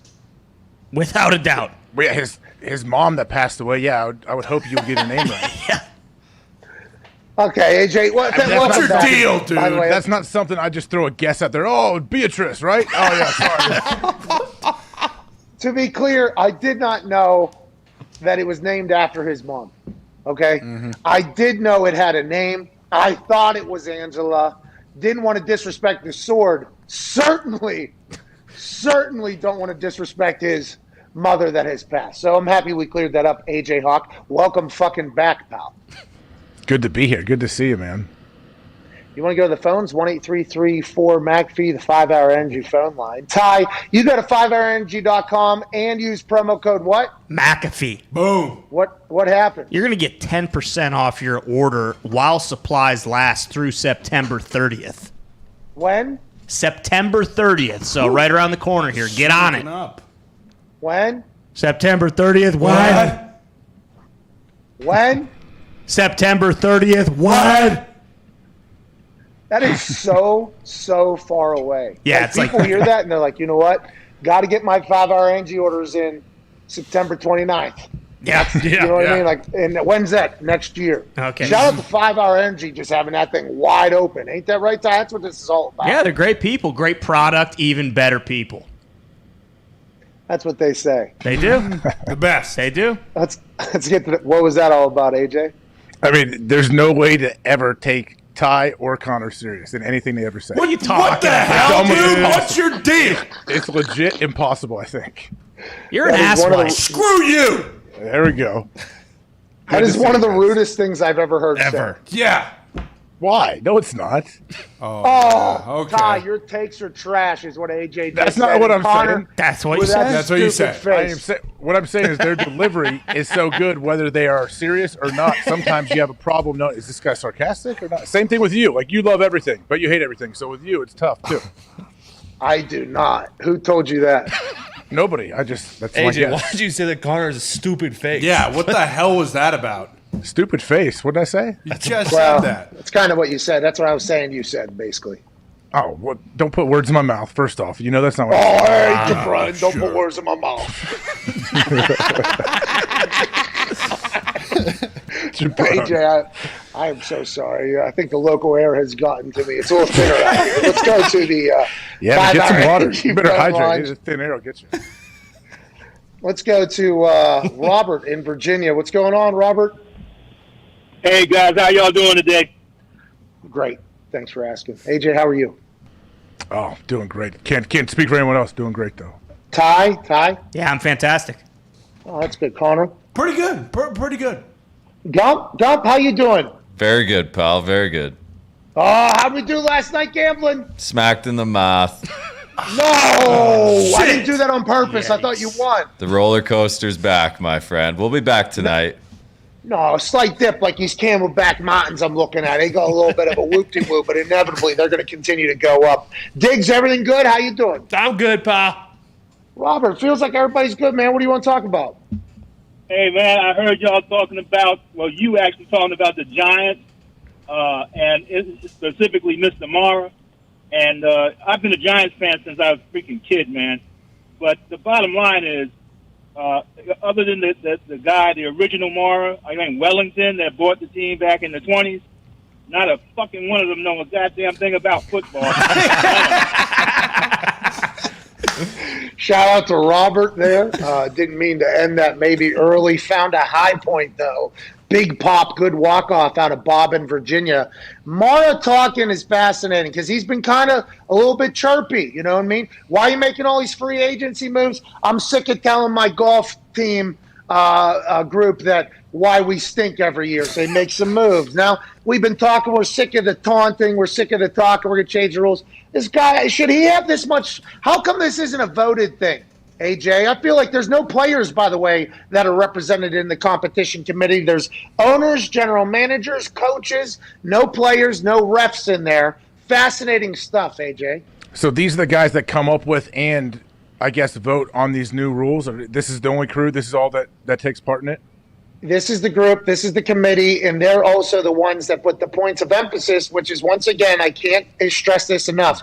A point of emphasis is them spotlighting a rule and saying, hey, we want to go ahead and shape the way the future of the league looks a little bit with this type of thing. So that's the group that does it. I have a lot of respect for a lot of the people in there. I don't know if any of them are pumped that Moore is the one delivering their messaging, though.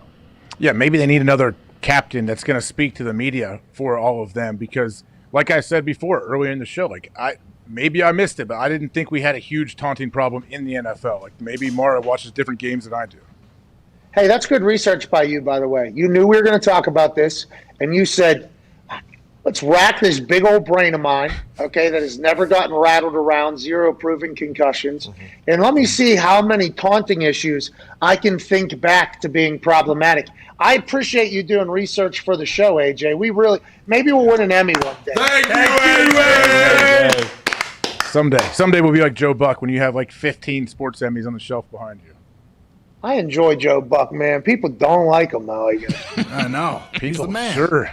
He sure draws like strong reactions from people, it seems like. Yeah, which is good news, I guess. Yeah. Hey. We know about him. Mm-hmm. Hell yeah. Bingo. Let's go to Ryan in Michigan. What's going on, Ryan, on the 5-hour energy phone line? Hey, shout out, Pat and boys. AJ, how's it going? Shout out. Hey, AJ, how's it going? Should we go? Oh, yeah, I'm doing great, Pat. What's about you, Ty? Doing good. Connor? Good. I'd be better if you didn't dump on me and Ty earlier, but good. Okay, Zeke, you look good back there. You don't need to respond because you're working 13 joysticks and I'm texting you trying to get audio situated, so I thank you. Appreciate your work, Zeke. Why are you doing that? That's why he can't text me and tell me what's going on because you're, of course. Come on. I'm good. Of course, AJ. I'm good now, though. We're good now. Zeke Hell yeah. Zeke is a wizard. He's unbelievable what he can do when he throws together. Bro, he's spinning 14 plates right now. Legit. He's spinning them like this. Got him on his feet and everything. He's got sandals on. Good news for everybody. Well done, but he's spinning all these plates. Zito is unfucking believable. Zito, thank you, buddy. Thank you, guys. Thank you. Ryan, everybody's good. What do you want to talk about? Hey, so Packers and Jets are practicing this week. You think Rod is going to talk to Zach Wilson about his swag? Great question. We appreciate that. I saw the photos of Zach and Aaron talking before the practice. And if you do recall, Zach Wilson gave a quote about swag and called out Aaron Rodgers directly, who I believe he has always been a fan of. He has been on the record, I guess, as saying that. Kind of took a shot at Aaron, though, for being a boring dresser, kind of not being very flashy. So that led to us asking Aaron Rodgers his thoughts on that and giving an entire super deep quote about you owning your inner essence. That's what true swag is. So Aaron obviously knows of Zach. Zach knows of Aaron. I don't think there's any real beef in there because Aaron's viewpoint on swag and what Zach said would never really offend him. But I can't wait just to hear the stories out of Zach and Aaron's conversation, the Jets, what they're saying. This is going to be Aaron versus another team for the first time since, all of the shits has gone down. All I've seen him do is drop balls into buckets. I'm assuming he's going to do the same damn thing against Bob Saleh's defense, but these joint practices are fascinating. I still, AJ, don't understand how they don't end in a brawl every single time like the Rams and Cowboys did with Aaron Donald on Hard Knocks last night. Yeah, you would think that it would end in fight. There'd be a ton of them, but yeah, teams do a good job of shutting stuff down right away because you say it all the time. We know a fight doesn't just happen in one play. All of a sudden, the guy gets mad. There's a build-up, play after play, where you can feel it coming, so they shut it down. But I think also the joint practices, some of those periods are going to be much more intense than any preseason game these starters are going to play in. So they do 2-minute ones-on-ones. That's where you want to watch and see where your team's at offensively and defensively because that's being treated like a game basically between those two teams. And I've heard the upside is obviously it's like 3 preseason games in a row, basically, because teams get a chance to evaluate 2 full rosters of 90 players to see who they really want. You're able to do that whole thing. But now every single rep and every single both team period, that is a preseason drill, that is a preseason rep, that is a game rep, and that is potentially for one roster spot on both teams. So it is very fascinating the amount of intensity that can be brought. And yet again, to what we were both speaking of, and the players were quoted last night while mic'd up while watching the Hard Knocks. I don't know how they don't all brawl all the time. I honestly, with all the jobs on the line, the different jersey for the first time, everything like that, I don't know how it doesn't become an alpha moment. But I guess some teams really do it well. The Patriots love it. It seems like Bill Belichick is all the way in on joint practices. They have one this week with the Eagles, next week with the Giants. He probably likes it because he gets a chance to see all the players. He gets to see where they match up, what they can do, especially with Mac Jones, not just their team who potentially knows the plays, other teams as well, and how the NFL is going to fare for that rookie quarterback. Has he always done that, Connor? Has he always been a joint practice guy? I don't know if he's done multiple in the same preseason, but I know for the past few years they have been. And also, to your point, you also wonder if that the other coaches want to do it with Bill, because I'm not sure if you heard what Sirianni said, getting the chance to coach alongside Bill Belichick. He was very happy and appreciative of him being the greatest coach of all time. Ty, I don't know if you saw it or... Well, yeah, I mean, that's basically what he said verbatim, was like, listen, I read, well, not read, but watch documentaries of these great football coaches and great teachers and great orators. Listen, Bill Belichick, he's the best. He's the best. Is this he's the best ever. He's the best ever. He said this, yes. This is really what he said. Ty does, put some emphasis on different things, but, when he delivers it. But these are all real quotes. Sirianni...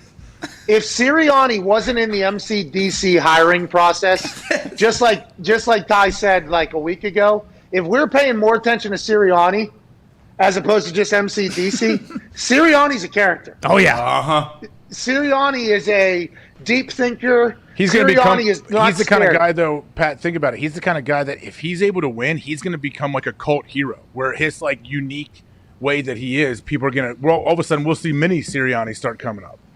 I'm going to say this. Whenever I watch Sirianni speak, both as Ty and as actual Sirianni, I like him more. The way I would want to be friends with this guy. He literally came out and said, the documentary, that's what he said. But I also like watching documentaries. I like learning why people are great. The greats are great. And it's like if you get a chance to coach on the same field as Bill Belichick, like in your first year being a head coach, you might as well. Why not do like?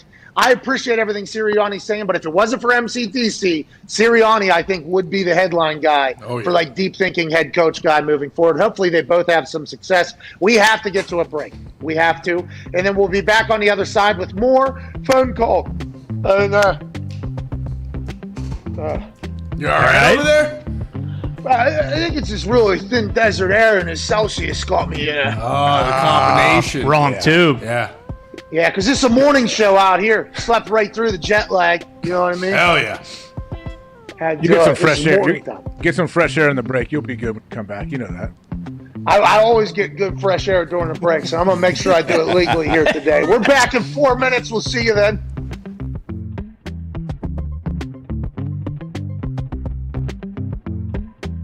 Couple people, one college kid, took a shot at my swag. We noticed. We know. We don't like that I kid. don't think a lot of people understand what swag is. You know, some of this younger generation thinks, you know, swag is just like the clothes I wear or whatever. No. The swag is a mentality. Yeah. Swag is a mindset. I tried to tell this to some of the guys in the locker room this week. I said swagger, which is what swag comes from. Swagger is a mindset. Swagger isn't that you have a Supreme backpack on. Or that you have your shoes, you know, unlaced walking around with, you know, you got your new Louis fanny pack that you make sure it's not worn at your waist, it's worn over your shoulder. That's not swag. That's not swagger. That's fashion choices. True swag is owning your inner essence. It's a mindset. And my essence on the field is that I feel like I'm a throwback player and I'm a tough guy. What I've played through, how I wear my stuff, you know, I'm kind of a no-nonsense straightforward. To me, that's what swag is all about. You're damn all right. this like fake swag out there. I got my special towel. I got this. I got that. I got this writing out there. A lot of you guys are just posing.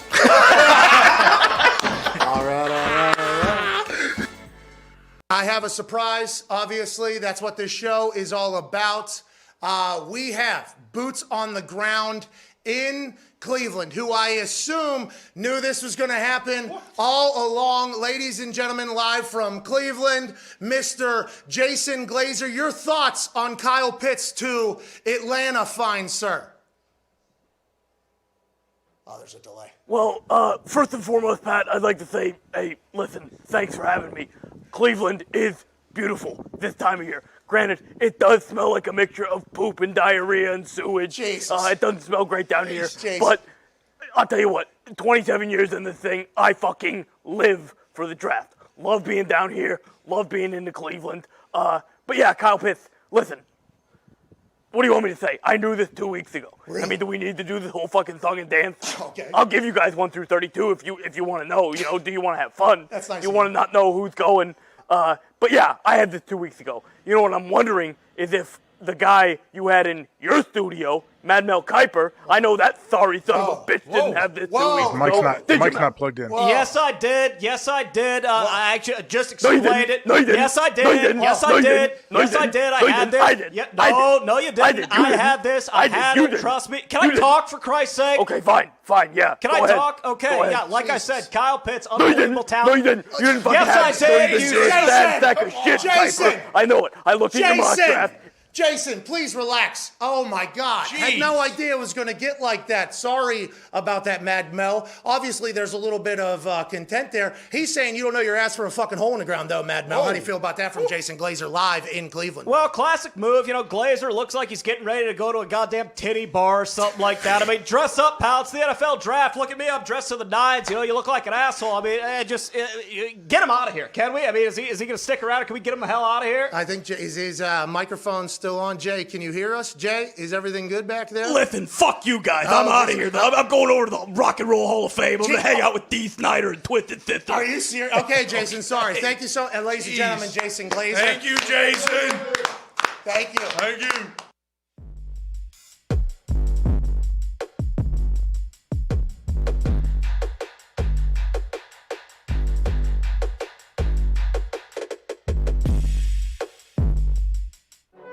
Every day is game day for these guys. It's showtime on the Pat Mac.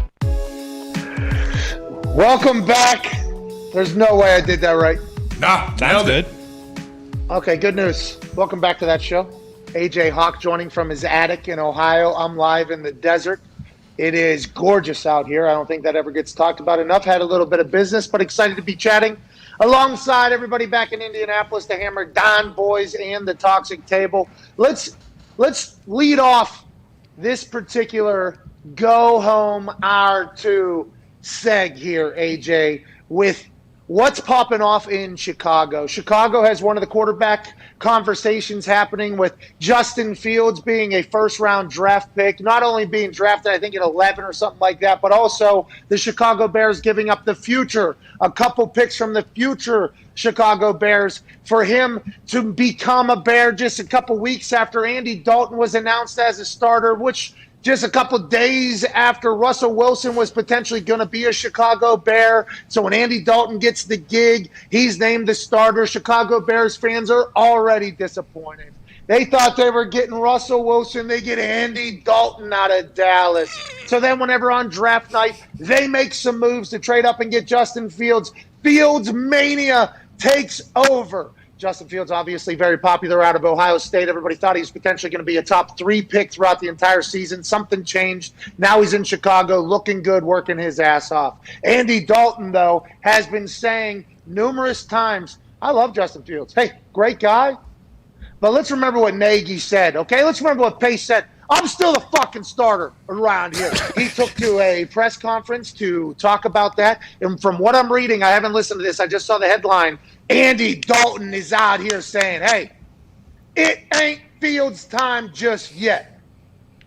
I know who I am. I know who I was created to be. I know where my identity lies. And so do I want the fans behind me and this team and all that kind of stuff? Yes. Do I want them behind Justin? Absolutely, I do. But that's not my focus. I can't focus on all that right now. Like I've said before, Justin's going to have his time, and Justin's going to have a great career. But right now, it's my time, and so my focus is on being the best player I can be for this team and do everything I can to help this team win. Listen. Justin's going to have his time, okay? Hey, Justin, can't wait for your time in Chicago. Andy Dalton said. The Red Rocket says, can't wait for it. But right now, guess what? It ain't his time. It's Dalton time. That's all I can focus on is being the best quarterback I can be for this team because this team is staring down inevitable rebuild if they stink this year when just a couple years ago they were maybe the best team they've been in for a long, long time. This is a make-or-break year, and Dalton knows the pressures of that, AJ. Oh, yeah, he knows the situation he is in. I mean, when he signed there, he didn't know the situation that it would become, that's for sure. I like he's growing the big beard out. He's trying to, stake his claim. What do you want? You want your third string quarterback to speak like that. Like, it doesn't matter who he is, what the guy on your roster. If you are a fan of that team, you want all your players that feel like this, that have that confidence and say, yeah, it's my gig, bud. Like, yeah, you're gonna have it someday, but I'm gonna hold you off as long as I can. Well, their third quarterback on the roster does speak like that. Yeah, right. Yeah, Nick Foles actually does speak like that. Zito, you got to love this out of Dalton, though, because he's going to start the first couple games. You want him to ball out. If he plays well, though, Fields getting to watch the Red Rocket, who has won in situations he probably shouldn't have won in buildings that don't have a lot of success since he has left. And yes, I'm talking about Cincinnati. I mean, he's a guy who can win some games. Are you pumped about this mindset, or are you just like every other Bears fan all ready for Justin Fields? Why are we even wasting our time with Dalton? I'm going to tell you right now, I love Andy Dalton's competitive edge right there. I absolutely love it. I think Justin Fields is going to learn a lot from him. If it isn't 5 games, 6 games, whatever, I don't care, but I do want to see Andy Dalton start off. Okay, so Zito just said, hey, Nagy, your plans of starting Andy Dalton, he's our starter, and Justin Fields the backup? Zito says, I want to see the same damn thing, pal. That's what Zito says. I do believe there is something that can be learned from watching a starter operate and do their thing. Orlovsky laid out a great point, though. He was like, Fields isn't going to die if you start him. If he didn't think – if the thought was, he's going to have no idea what a blitz pickup is, he'll end up getting hurt, he'll get killed, he'll be in way over his skis. he doesn't. That was one of the 7 pillars of when a rookie should start or something. Like, do you remember what he said yesterday, Ty? Yeah, it was one of the 3, and I think 3. But I think it was if he has no redeeming traits or qualities, if they do stink, and if the team itself stinks, and it's going to end up like ruining him long term. Yeah, so he made a valid point. Like, why not put him in there if he's inevitably going to be the quarterback? Go ahead and throw him in the deep end and let him learn. But I'm always a big fan of watching somebody, getting a chance to see the behind the scenes of it before doing your thing. But both ways have worked in the past. I guess we'll just have to see how Andy does the first couple weeks. I got a dumb like fantasy football type real NFL question for you two. Say like Dalton comes out and he plays actually pretty well first 3 or 4 weeks. Now, this is Nagy's last year and potentially Pace's last year, so maybe they keep going with the hot hand. But like as an organization, do you then take that chance to maybe like trade Dalton to a team that maybe had a quarterback injury in the first few weeks and is a potential contender and then go with Fields, or you just keep rolling with Dalton? Diggs, great question. Look what they did with Fitzmagic last year, man, down there in Miami. He was rolling, came to a bye week. They put in Tua. They had that plan. Nagy has basically said we have a plan. Don't you think? Hasn't he said that, AJ? Yeah, he hasn't said what it is exactly, but yeah, he said there's a plan for both the quarterbacks. So we just we'll have to wait and see what that is. Whew, is that thing filled to the brim? It's a little bit bitter. Is that piss? What is it? Green tea. Come on. Please. I don't know what you do. You hang out with a lot of highfalutin people. I know they're probably all into health, and they told you that would help you. I don't hang out with the highfalutin people, actually. Okay? That's what you do. What do? You bathing in your own piss these days, AJ, with those other highfalutin people? Is that what you guys do? Nah, I've never done that. Never tasted it either. So yeah, sure, Chuck Berry Hawk. Yeah, Patches O'Houlihan told Chuck me. wasn't tasting his own, that's for sure. Other people were. Who was tasting piss? I was talking about Patches O'Houlihan. Who are you talking about? Connor brought up Chuck Berry. Oh, come on. Why do we always got to do this? I didn't do it. I didn't even want to talk about it. Yeah, I bet. Why don't you go on and nibble on? What did he say? Yeah, you remember. That green tea is terrible, but hopefully gives you a little bit of energy. Let's go to the we got like 2 minutes until we got to get out. We can hit the phone line real quick. Let's go ahead and hit a phone call. Let's go to Emmanuel down there in Houston, Jack Easterby's time. We don't have enough time for the how you doing around the room. What do you want to talk about? Hey, I wanted to know about the teams from the past. Can they hang with the teams of today? And if so, how far back can we go? Like the 01 Miami Dolphins, the 2000 Ravens, if you put them in? Great question, Emmanuel. What he's saying is, could the teams of the past, like the 72 Dolphins, the what is that? The Bears of 85 Bears, could they keep up? It's an impossible question. I mean, it's two different sports at this point. I think that the athletes that were on those teams would have been able to adjust to today's rules, and I think today's guys would have been able to adjust to their rules whenever you talk about the greats. So I think it's just a tough conversation, but I think everybody has respect for the teams of the past in football as opposed to a downward nose look at them. Don't you think, AJ? Yeah, I think so. And I mean, you think of like the 2000, like the Ray Lewis defense that the Ravens had. Like you have a hard time thinking like a lot of offenses would have a lot of success against them. But the offenses looked a lot different back then as well. So yeah, interesting question. But guess what? There's no answer. There's hypothetical. You can't do it. Well, yeah. Well, like there's no Tyreek Hill. In offenses, there was no RPOs. Like Ray Lewis having to read an RPO with an offense, like that changes the game completely. So it's like that's why it's impossible to talk, because it literally is two different styles of football at this point. Yeah, I mean, it changes like all the time too. So it's going to be evolving forever. Where body types are going to change. Now everyone's spread out, getting space. I can't imagine going back to old school like wing T, but we'll see what happens. That's in every sport, every profession. That's why we got to stop with the who's better than who from the past and now. But there are some shows that make a living out of doing that every damn day. LeBron's better. Whoa. Not that movie. Just what's that? I didn't hear what you said. I can't hear anything. So not after that movie he did.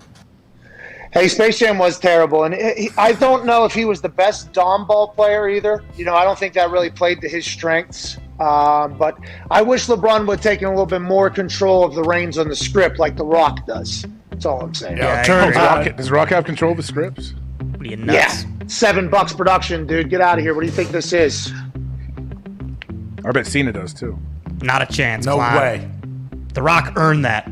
Cena's been in a couple franchises here. We'll see how the next film does, okay? And then we'll fucking crown him. And then we'll crown him. He ain't The Rock. You mean Vacation Friends? He ain't even Don Batista. All right. Hour two's wrapping up. James Harrison's on the other side of this 6-minute break. Same with AJ Hawk, the Hammered Down Boys, in the Toxic Table. We'll get it right during these 6 minutes. A much better show's coming in hour 3. We'll see you then.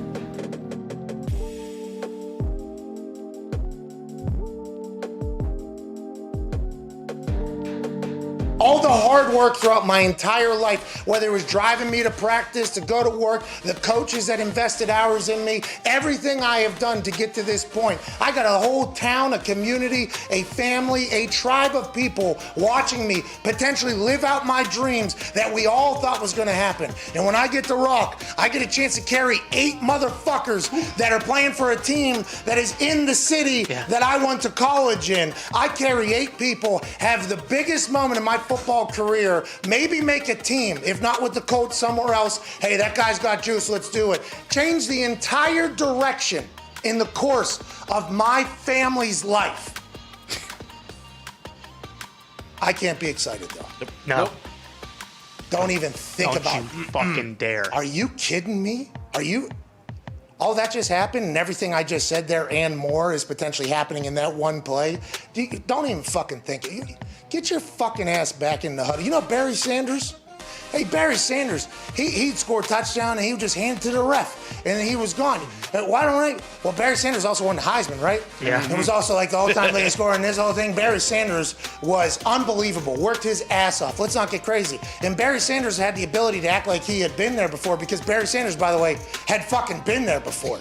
And maybe Barry Sanders, the way he goes about business isn't how everybody goes about business. Maybe there's a lot of different stories, a lot of different situations, a lot of different life events that lead to somebody acting differently than somebody that just acted, almost robotic while being one of the most exciting and electric players in the history. Got nothing but love for Barry Sanders. Let's not get crazy. But there's a lot of people tweeting, act like you've been there before. It's like, you think this motherfucker's been there before? Yeah.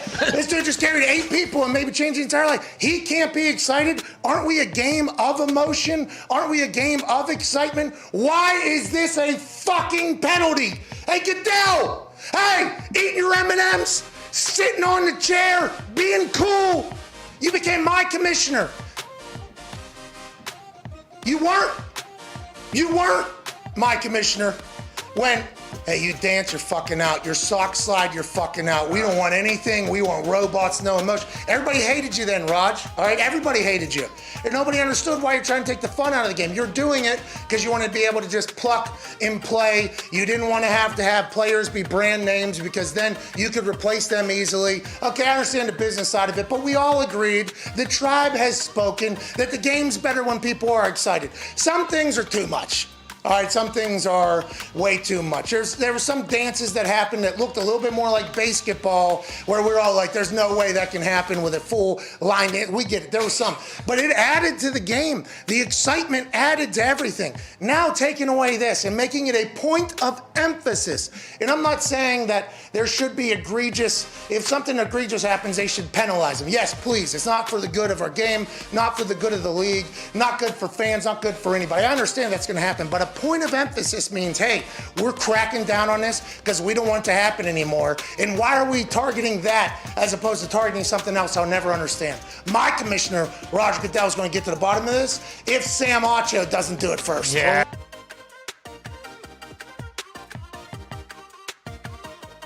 You said in the interview that you would add an extra finger to your scotch drink or whatever. A finger is just what? Just one finger this way or this way? Yeah, like this, bro. So did you do 4 on Sunday? You did a full fucking glass? It was a long night. We didn't get home. I didn't get home till like 11:40. Look at how much scotch that is. Is that what you did? It's not that much. That's 4 fingers, dude. You said you normally do 3. That's 4 right there. But you have those fat sausages.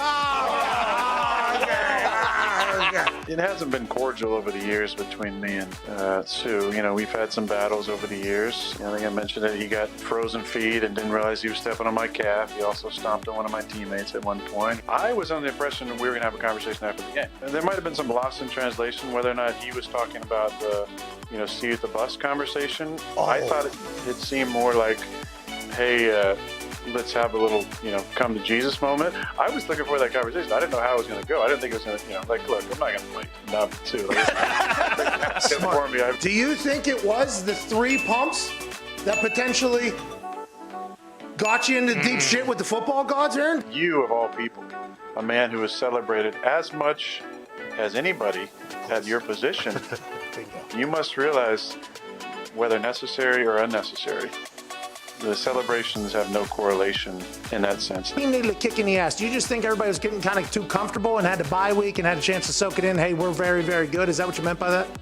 I mean, I think we all need that a little bit. When the complacency starts to sink in and you start kind of feeling yourself a little bit, it's always good to kind of get knocked down. And I think it can be a good thing. I'm not saying, look, nobody wants to lose to fucking figure things out. Great teams have consistent habits. And so we got to keep doing the things that got us to 4-0 in order to get back to where we want to be.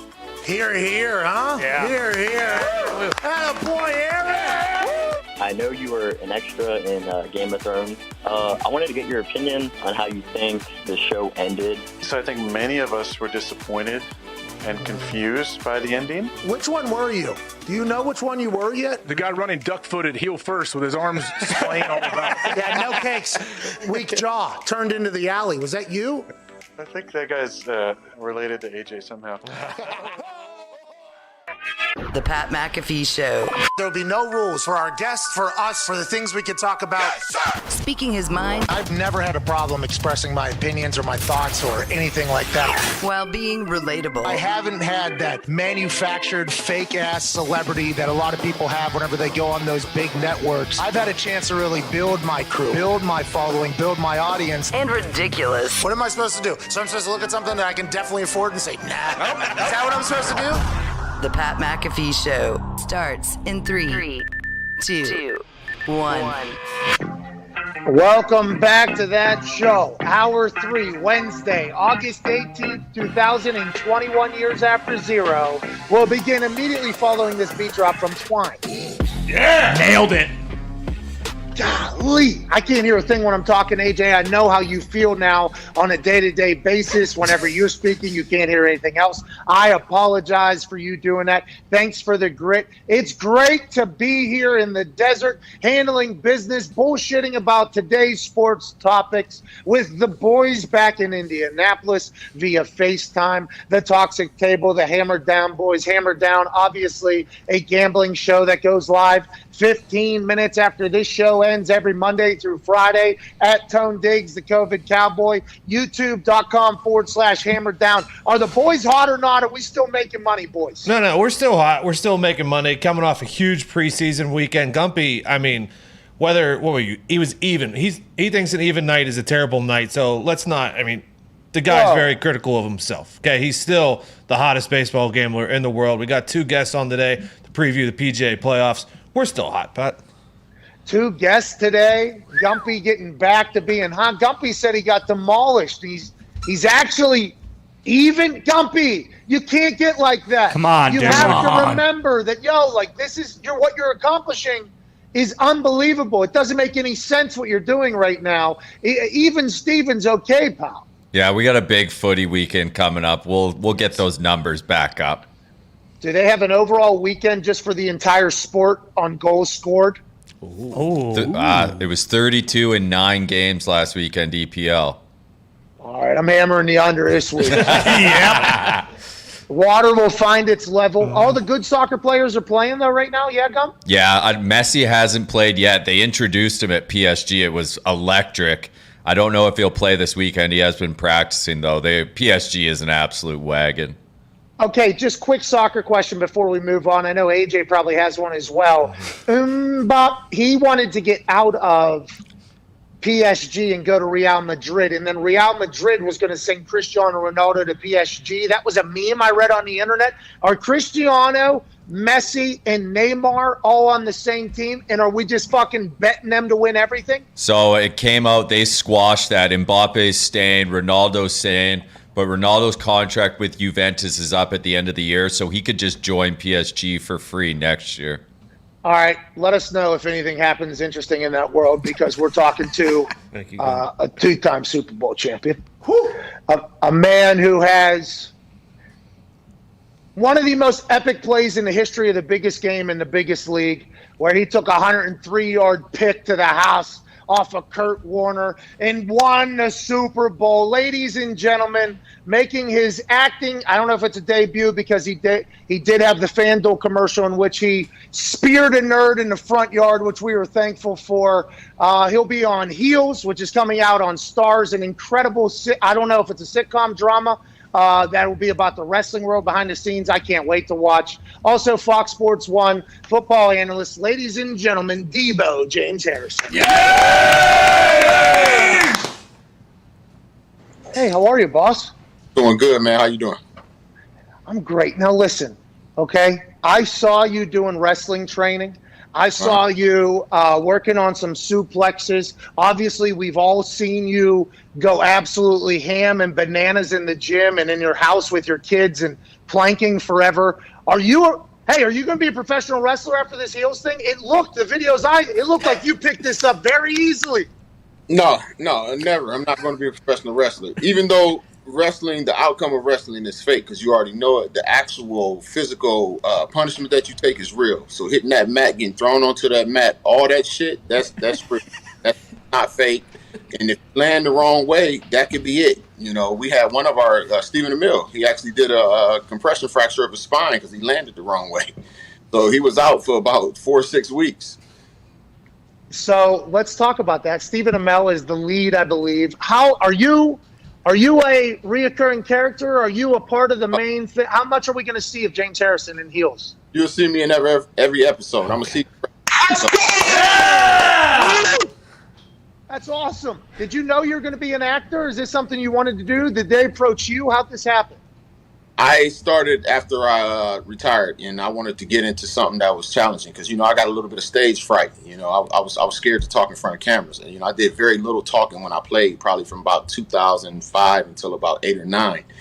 And it was just another challenge. It gave me the opportunity to go out there, conquer a fear, and, give me something that, that was a challenge. So I went and did it, got an acting coach, all that. And I guess from what I understand, I got lucky. A lot of guys go 10, 12 years before they actually get a season, regular gig. So I did mine in about 9 months. Pete Siegel and Mike O'Malley, and, did my read for them. And, they liked what they heard. And they actually gave me a call. So I'm thinking they calling me to give me the soft letdown. They're like, hey, we liked what you did and da-da-da-da. And Mike's like, well, let me call, Pete, put Pete on the line. I'm like, listen, I'm thinking in my head, if y'all go tell me I ain't get this shit, just say it now. You don't need to do it together. And do it nice, And, so Pete gets on the phone and he's like, the scene from Jerry Maguire, he's like, where he's telling him this is your future calling. He said, this is your future calling. You got the part. You got a future in this business. So, that was my go-to. So, I was lucky, to get that opportunity. Extremely blessed, of course, and we're where we're at right now, and hopefully, the ratings are good right now. I think it's 95 on Rotten Tomatoes and a 93 on the. Okay. We're doing pretty good. Hey, yeah, you may have been lucky to get the audition, but it was up to you to actually get the job. Like, they're not just handing those out. There's plenty of other people that won it, so I'm sure you did great. But when you got there and you did, like, the day-to-day and being you're a legit actor, was it what you expected? Is it something that you absolutely want to continue to do? Oh, yes. I mean, it's something I definitely absolutely want to continue to do and try and get better at and excel at. And hopefully, I'm trying to step into where the Rock will have to step down at it, hopefully. But the biggest thing for me, I don't want to say it was easier than what I thought, but remembering the lines was easier than what I thought, because you don't just read something one time. Like, you go in there, and if you do a scene, you done did that scene 5, 6, 7 times before they actually get a cut that they may splice together that is the best of, all of them in the different angles. So, when you're doing a scene and they got like 2-3 cameras or 2-3 people in there, and they got a scene where it's looking at you, then it's looking at you, then it's looking at you. Those are all different reads, and you'll do those over 3-4 times. It's a scene in this actual drama that we filmed for 12-14 hours, and it may be a minute 15 seconds of the whole show. Yeah, because James, I wouldn't be able to do that. That's a talent in of itself, by the way. Hurry up and wait mentality. So when they say, "Hey, be here at 9," yeah, be there at 9, but you might not shoot till 12 or 1. That's the thing that's frustrating for me. Like, when they tell you to be there at 9 in the game, football time on the meeting, you better be there at like 8:45. So that was. It was a little getting used to that, and I had to do some talking with like the people that were in control of that to get them to understand, like, if we're going to be late and we're going to run back, like, tell me, because I'm sitting here in full outfit, and like, I got Alan Maldonado, who I became close with because we ended up working out together, and our characters are two who work with each other a lot in this drama. So he's like, dude, do not get dressed, don't do nothing until they knock on your trailer and say, hey, we want you to head out to the set. He said, don't do nothing till then. I'm like, so I'm just supposed to sit in here? He's like, yes. He's like, the one day, listen, I swear, I reported at, I believe it was 9 o'clock in the morning. They let me go home at about 8 o'clock that evening. I didn't even go on set. But, I got a nice little trailer. I got a little bed, TV, microwave, refrigerator. I got the whole setup, shower, all that. So, it wasn't too bad. But the biggest thing is trying to fit your lines and your emotions, together, and that's the hardest thing. Is actually the acting part of it and getting into the emotional scene set and mindset of what that requires in that specific scene. There's such an interesting, and thank you for sharing that, by the way, because I think AJ and I, who have potentially gotten a chance to see the way some of these commercial shoots happen, it's like, hey, there's a lot of different ways to go about business, I'm learning, because much like you, James, I think anybody in a football world, your meeting time is literally your life, okay? So It's like, we got meeting at this time, you got treatment at this time, you got practice at this time, you're off at this time, rehab's this time, like, it's all there. And when you're sitting there for 11 hours, and you're like, we'll get to that thing we're supposed to do earlier tomorrow, actually. It's like, all right, I don't know how you guys do it, but I appreciate it. I can't wait to see the entire season of Heels. Let's talk a little football. James, congrats on the success post-football. Obviously, you being a monster on the internet is also worth a watch every single day. Thank you for inspiring people to lift more weights than most superhumans can. Let's talk football, though. This taunting thing, all right, I've been furious about this, okay? Because a point of emphasis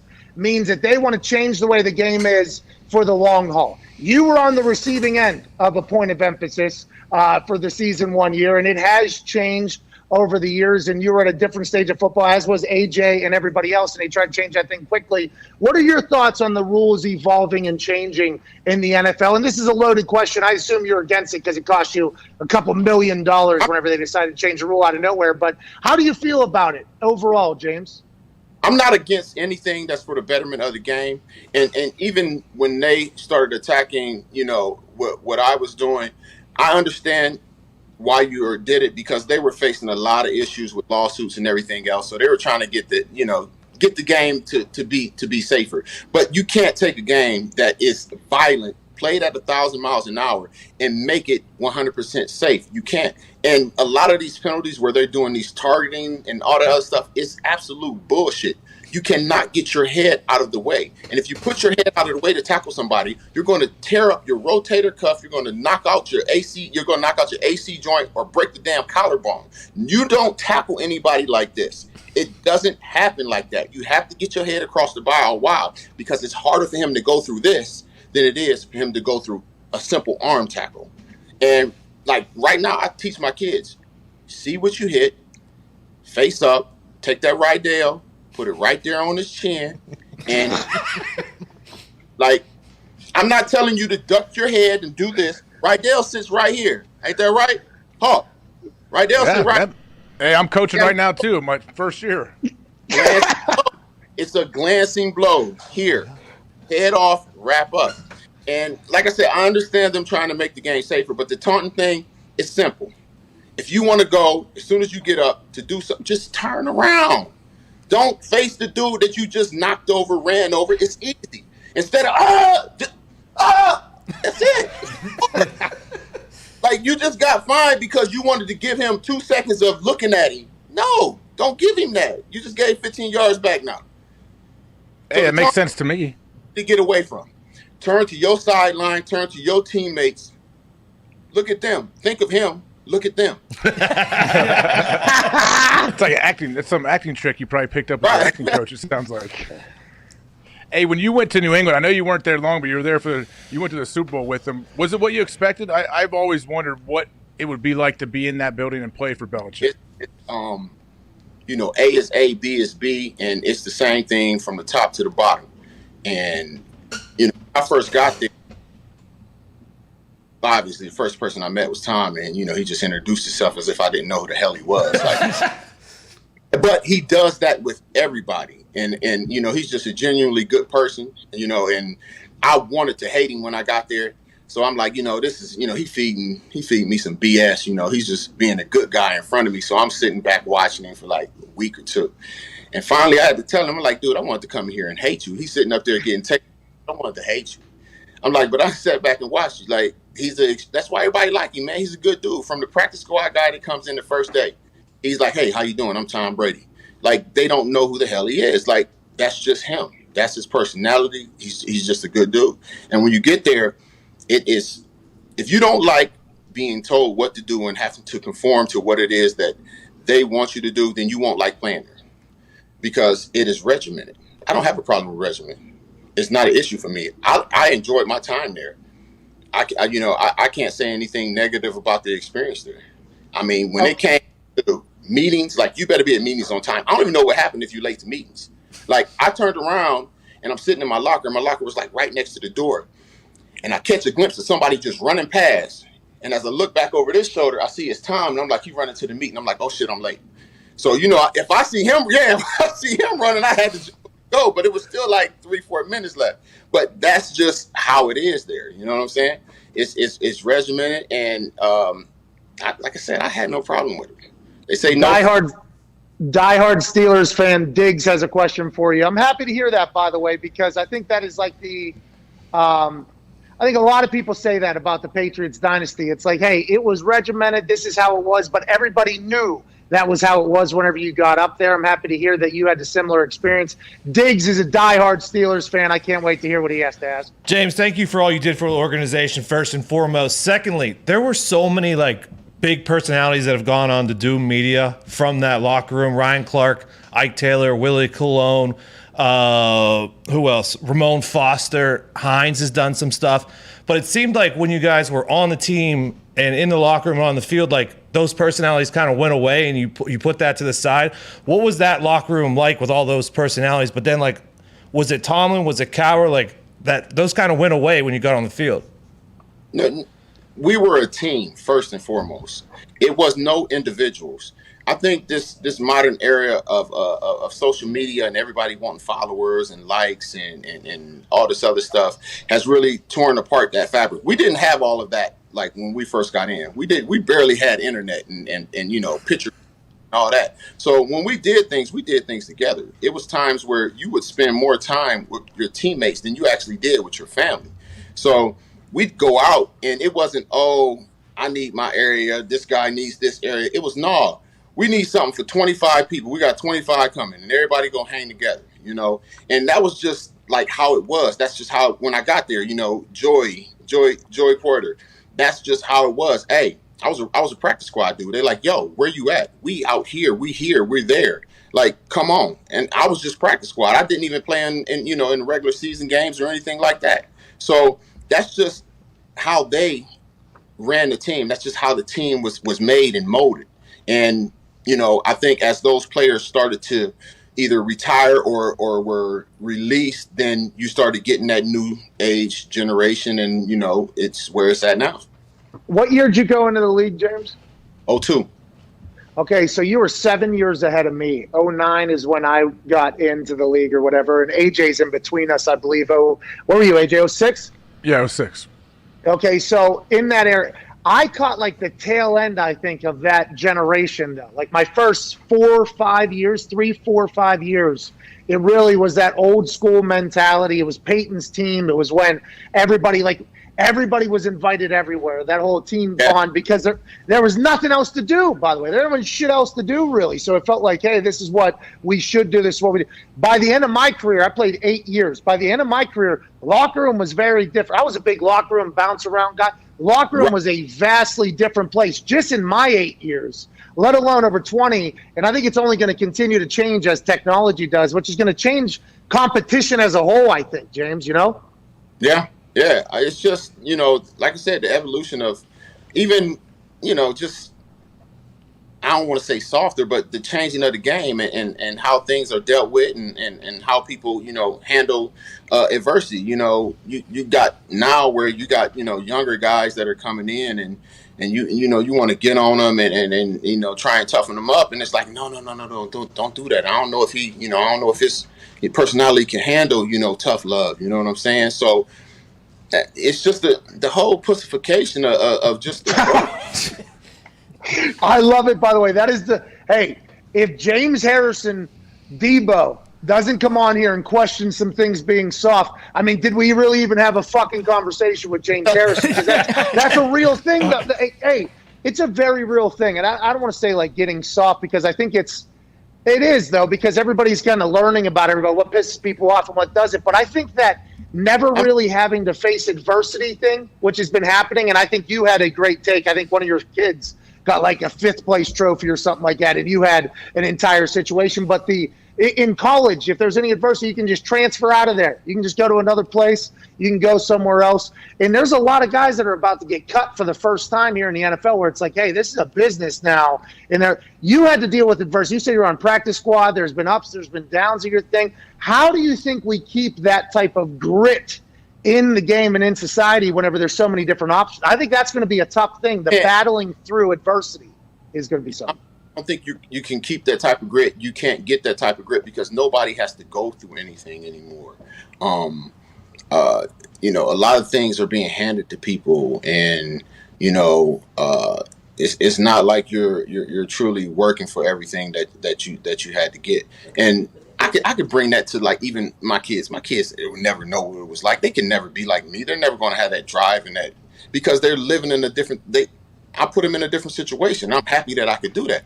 But my parents weren't able to put me in that situation. I had been working since I was 11 years old, like scrubbing, cleaning floors, like doing all of that shit since I would leave junior high and go work until 5, 6 o'clock, cleaning offices. And then my dad picked me up because it would be at the same place and I'd go home, So I've been a worker, a grinder since I was 11, 12 years old.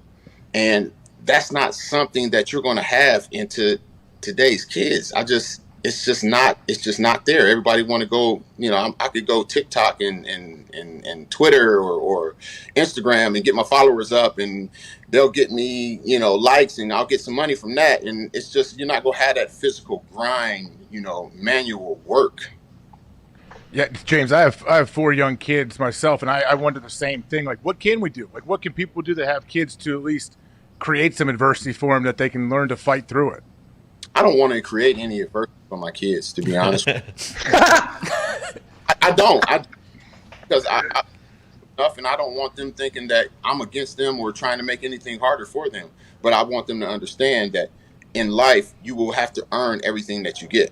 Nothing will be given to you. And I'm not going to be the person that's going to teach you that it's going to be given to you. So I'm not going to give you nothing. I'm not going to let anybody else give you something that you didn't earn. That's all I can do. Watching you parent, by the way, on social media, and obviously we only get glimpses, is really cool, man. I appreciate you so much.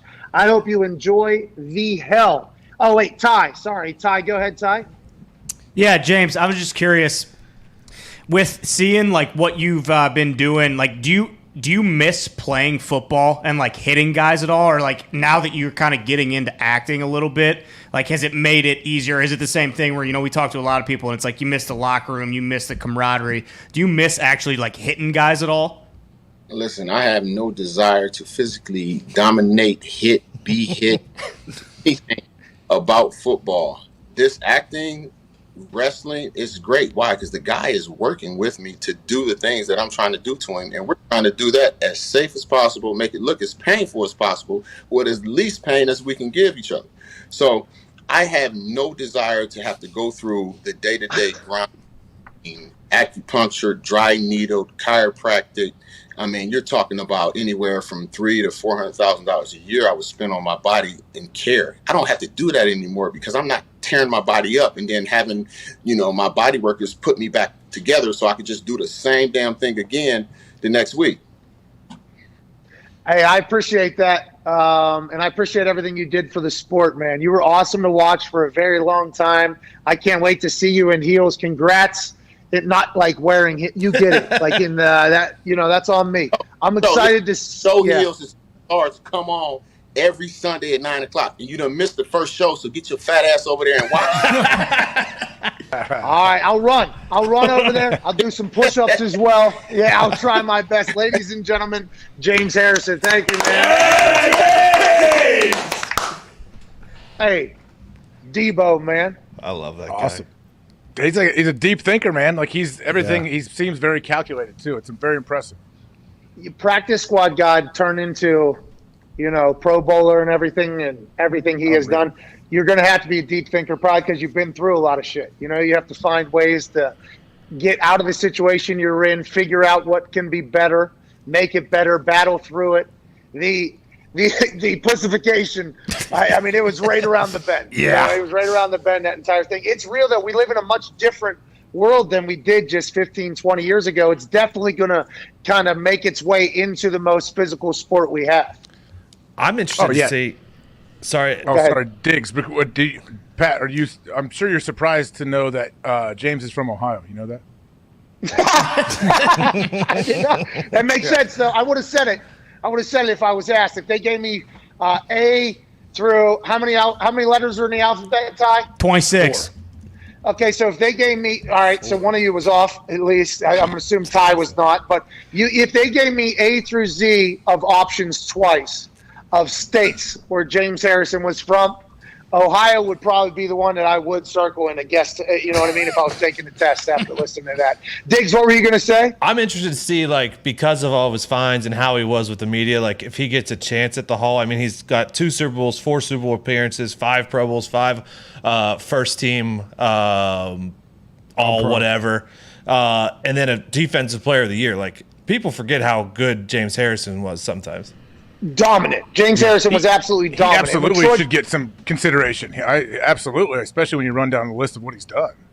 Yeah, that's what I mean. I said that about Vinatieri, right? They're going to have to look at his resume. They're going to have to look at his entire resume and say no. James Harrison, you look at his entire resume, and that was just a glimpse into it. Let alone all of the, the analytical stats they can get. On third downs, James Harrison, they'll be able to dig into all of that. I think he's going to get in. And by the way, hey, Ty, what will it be? Will it be a fucking Oscar he's going to win? Is that what this guy's going to win? Probably an Emmy. Oh, because it's on Stars. Yeah, not a movie. Well, until he does a movie. Then at Oscar when he has a movie next. Yep. Sounds like. He said he's planning on knocking off Rock. What'd you say, Ty? That is crazy, though, because if he, sucked at acting, if he's in 10 episodes, he's an integral part of this story. You know what I mean? He actually is going to have to be probably pretty good in this. I'm very excited to watch him getting an acting coach and that whole thing, buying in, going. I like when people go all the way in. Yeah. I want to see him. I want to just see him compared to other actors. Just look at him when he was sitting there on camera. His arms are so gigantic and so jacked at the same time. He's absurd. Let's get to a break, and then we'll end this beautiful Wednesday, August 18th show. Big thanks to James Harrison, by the way. That was awesome. Did he probably pissed some people off somewhere, huh? I don't know. I don't know. If he's pissing people off, those are bold people to get angry at that guy. You saw that head. Yeah. Do you want him rushing on you? No chance. Dude, he used to use it too, and I know you got all jacked up whenever you heard how he was teaching tackling to his kids, huh, AJ? It's a glancing blow. He didn't tell him to lower their head. I thought it was very, very informative. What'd he say, Hawk? The Rydell. He wanted me to co-sign. You know, the Rydell. whatever you say, James. Well, and then also, what you could have done there is, that Rydell that has made this nose here too. You know what I mean? You could have. Because that's what you did, right? You just glancing blowed that thing all the way down onto your nose every time you hit somebody? Well, yeah, especially early on, like in high school, and my helmet came off a bunch when I was early on with Green Bay. Because, I like my helmet loose, man. I don't want it skin tight to where it looks like your face is suctioned into it. You're a fucking maniac. And from Ohio. Makes a lot of sense. We're back in 4 minutes with phone calls. 1-833-4-McAfee on the 5-Hour Energy phone line. We'll see you then.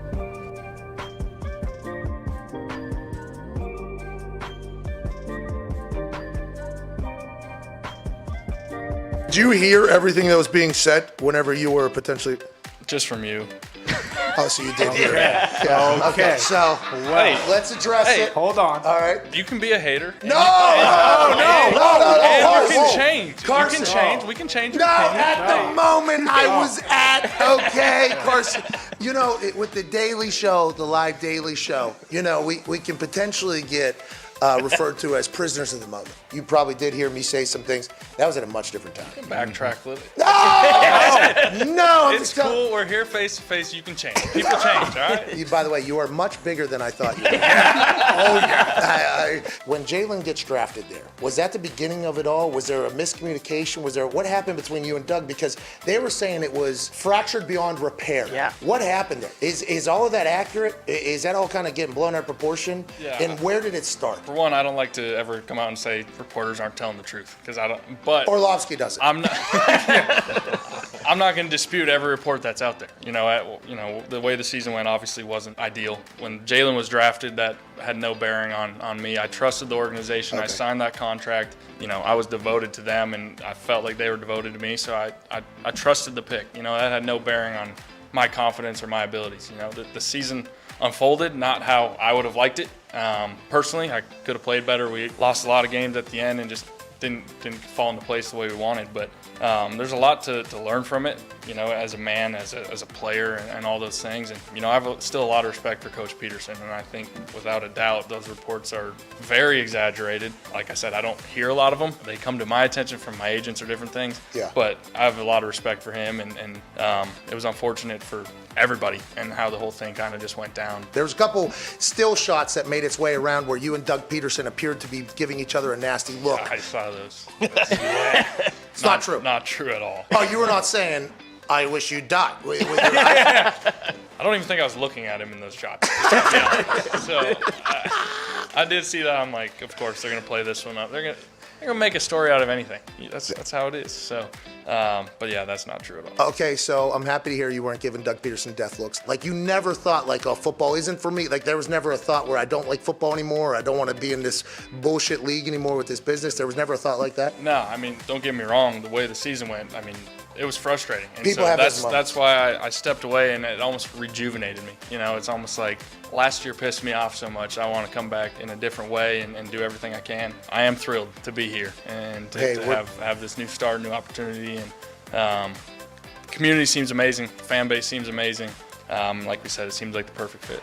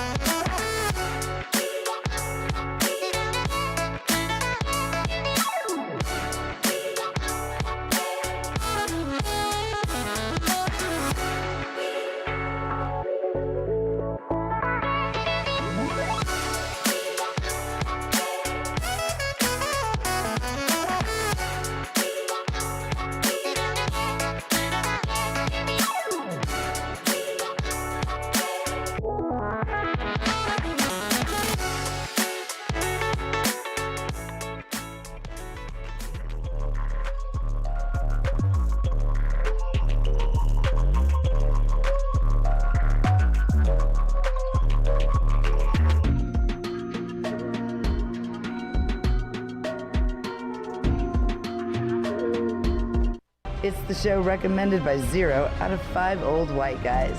It's the Pat McAfee Show. That's an accurate stat. Welcome back. AJ Hawk looks mightily surprised that we are back on air. Good to see you. The Hammered Down boys are back in studio. Thank you for listening on Sirius XM Channel 82 Mad Dog Sports Radio and youtube.com/The Pat McAfee Show. Ty has a beautiful thing to say into a microphone before we cover some big-time news happening around the NFL. Yeah, big news. But first, I got to let everybody know that Fast Protein from the makers of Celsius is back with another amazing Amazon promo for our listeners. And man, oh yeah. Yeah, and these things are delicious. Pat, you've been talking about them. It's almost like it shouldn't be a protein bar with how good this thing tastes. It's like a candy bar. It's a little bit too moist. You put it in your mouth, you go, is this a protein bar? How's this protein bar? Protein bar is supposed to taste like wood and cacti and sand and cardboard. That thing's juicy and delicious, Ty. Yeah, it tastes like a Milky Way. And I got good news. They got 2 great flavors, salted caramel peanut crunch, which is my preferred go-to. That's this one. And they also have white chocolate chip cookies and cream, 20 grams of protein, less than 2 grams of sugar. They're low carb. I mean, it's the best tasting bar on the market, gentlemen. We all know it. And the Celsius folks are hooking us up for a limited time. Go to Amazon.com at the link in the description and use promo code 20FASTBACK for 20% off your order. That is 20FASTBACK for 20% off your order. These things are delicious. Mm-hmm. Yeah, it was almost, to be clear, we did call them and ask them if what we were being told to say about these was factual. The only time in our company's real existence when it comes to something where we go, hey, I just want to let you know, it's a little bit too moist, too good for the shit that you're saying about it. And they go, no, yeah, we figured it out. And we're like, well, we're thankful all of a sudden. That is 2020 FASTBACK is a promo code, and you get what, Ty? That's 20% off your order. It's unbelievable. All right, let's talk about some things. Carson Wentz and Frank Reich are back in the news because Frank Reich released a statement via the Colts website or the Colts social media. He said, hey, Carson Wentz is getting a little bit antsy. He's wanting to push the envelope, as I would expect, says Frank Reich, former coach of Carson Wentz, but he's got to be patient and just stay focused on the mental side of it right now, and we got to let the things take their course. But at the same time, there's a time to push things, and we'll keep doing that as it's appropriate. Reich made it clear that pushing things now would be too soon, too fast. Too soon, too fast for the team's liking, and Wentz will have to continue to wait for a chance to let things rip on the field, even though his eyes are on playing. Carson Wentz is back much earlier than expected on the practice field, walking around briskly with no limp, no boot, no nothing. He wants to get back in there. Frank says we got to take our time. Let's not ruin anything, although you have seemed to have the greatest foot surgery in the history of foot surgeries in this rehab thing. Carson's antsy. The team's antsy. They have to manage expectations. Carson Wentz and the Colts, week 1. Book it, AJ! Oh, my God. AJ. Are you kidding me? Why are you muted? That was going to be such a good conversation, too. You know what I mean? Because yesterday, we went out and said, you know what?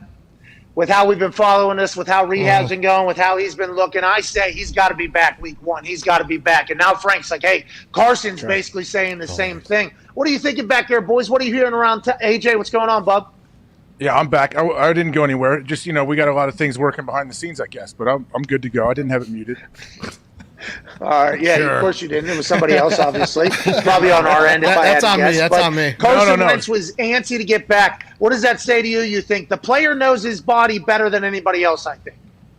Yeah, this is exactly what you want. He should be antsy to get back. You want him to just have this crazy desire to get back on the field because he has a lot to prove this year. But they're right. Why? What are there, 20-some days till the NFL start? Who cares? Get him going the week of your first regular season game, I guess, when it comes to getting your game plan. But, yeah, absolutely make sure that he is healthy enough to go through this long 17-game regular season and hopefully be all right. Connor, how many days till NFL football? 22 days, Pat. What? What? 2 weeks from tomorrow. What? That'll be 21 days tomorrow. What? That'll be 20 on Friday. Wow. Pretty sweet. It's getting close, man. You're right. Let's get Carson back for week 1. Let's get him ready to go.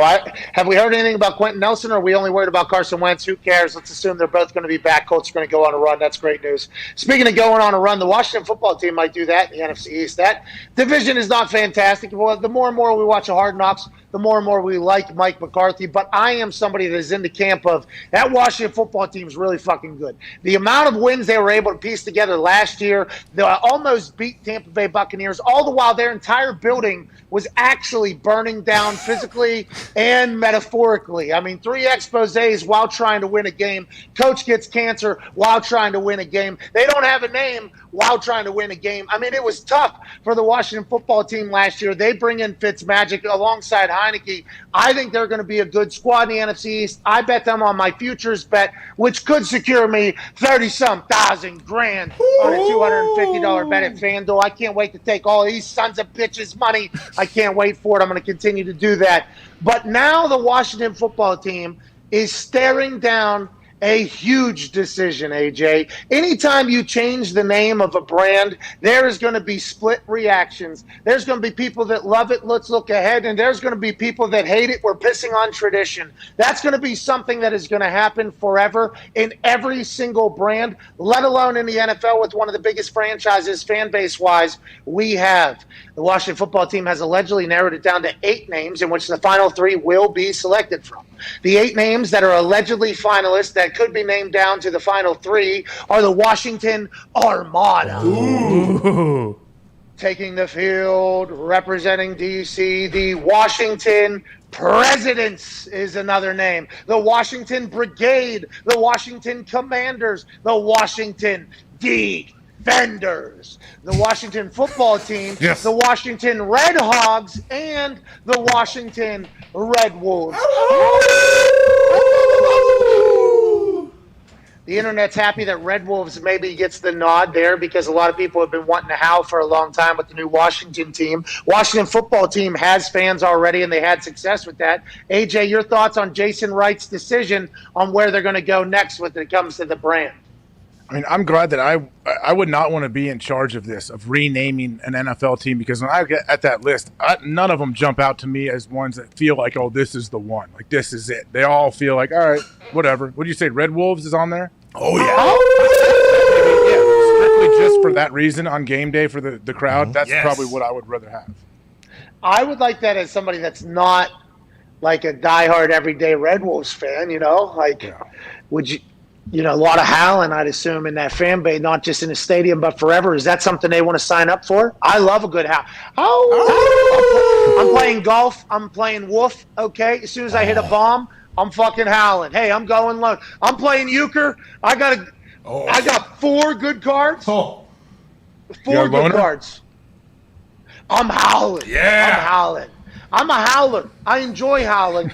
But is that what the Washington football team wants to become? Jason Wright has to make that decision. Snyder has to make that decision. There's going to be built-in tradition that they're going to try to expand upon, I'd assume, with the team, probably the same color. They have some of the logos already designed, I guess. Look at that couple thing. candy-ass wolves, couple good dubs, couple good, you know, they got some stuff popping off there. That's a big decision that's being made. Who's making Billions this? Do we know? Hey, do you know? Yeah. Did they hire some like big firm to make their logo? Like, who was doing it? Are they like fan submissions? I think how's it Schlereth work? is doing it. Yeah, Mark Schlereth is who Diggs thinks is doing it. I'm not 100% sure if that's necessarily He's busy. He's what's busy going on shooting. or not. But yeah, who? And by the way, what if they hire somebody and they don't like the way that person works? You know, then are they allowed to just kick them out and have to hire somebody else? Is that within the house? If you don't pick one designer, is another designer within the building going to quit? I mean, there is a lot of drama and billions of dollars at stake here, AJ. I would have made it like a competition and say everybody submit your team, your logo, everything, then narrow it down to 8, then narrow it down to 3, and then the big winner, maybe that person gets like $1 million and hey, here's the new team. Well, then you're making it a popularity contest, and the only people that get to decide are the people that are able to voice their popular opinion. You know, and Let that's everybody vote. Let all your fans vote. Yeah, but you got to think about those hogs. Mm-hmm. You know, let the your fans season that- ticket holders vote. Yeah, well, that's what I'm telling you. Those fans, they put the noses on. Ooh. They put the dresses on. They do yeah. the whole thing. They ain't voting on some online Twitter poll. All right? They ain't doing it.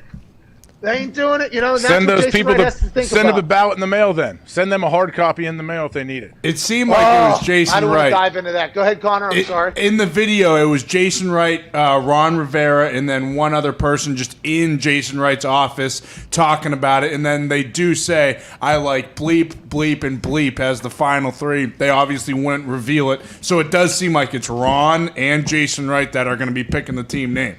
Let's go. So it's like Chopped, you know, when they try to say who's losing on the other side. I like that they're making it into content. This is good news. This is good branding. This is good business. But if this is like now in the Bachelor or Bachelorette, is it always the most popular that wins, or do they kind of go heel on that thing, Ty? I would say a good majority of the time the person that most people like does win, but they always have, you know, the heel will get like a hometown. He'll be there for the end. They definitely manipulate it, but I think the fan favorite going in, if you will, that a lot of times that person is there towards the end.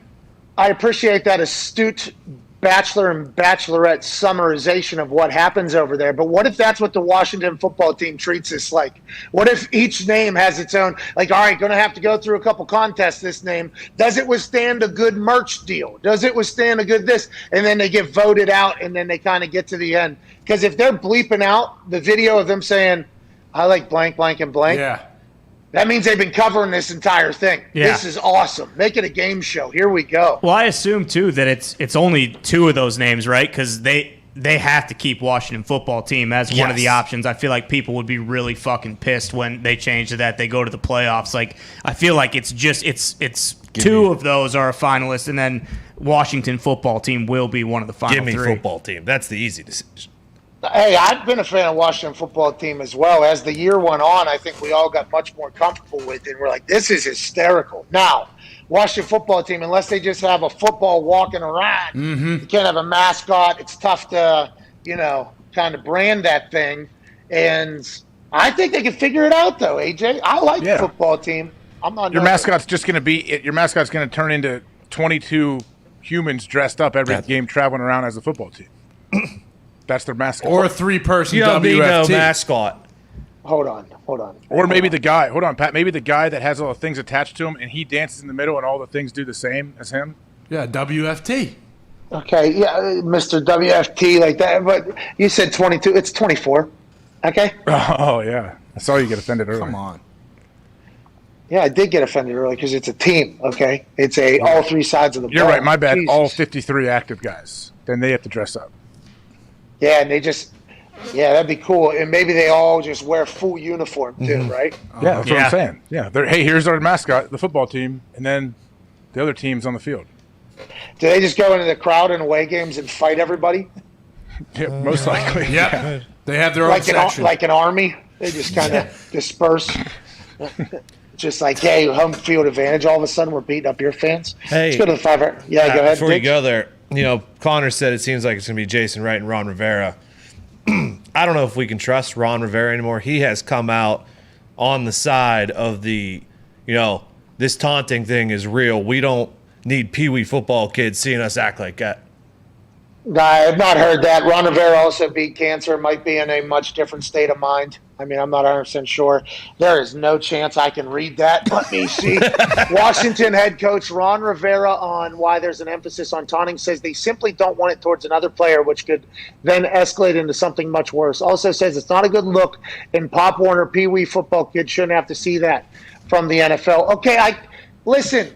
I think we're all saying the same, like egregious stuff, ill intent stuff is something we should get rid of. But the point of emphasis is going to take away the emotion. We all know it. It already has. James said it best.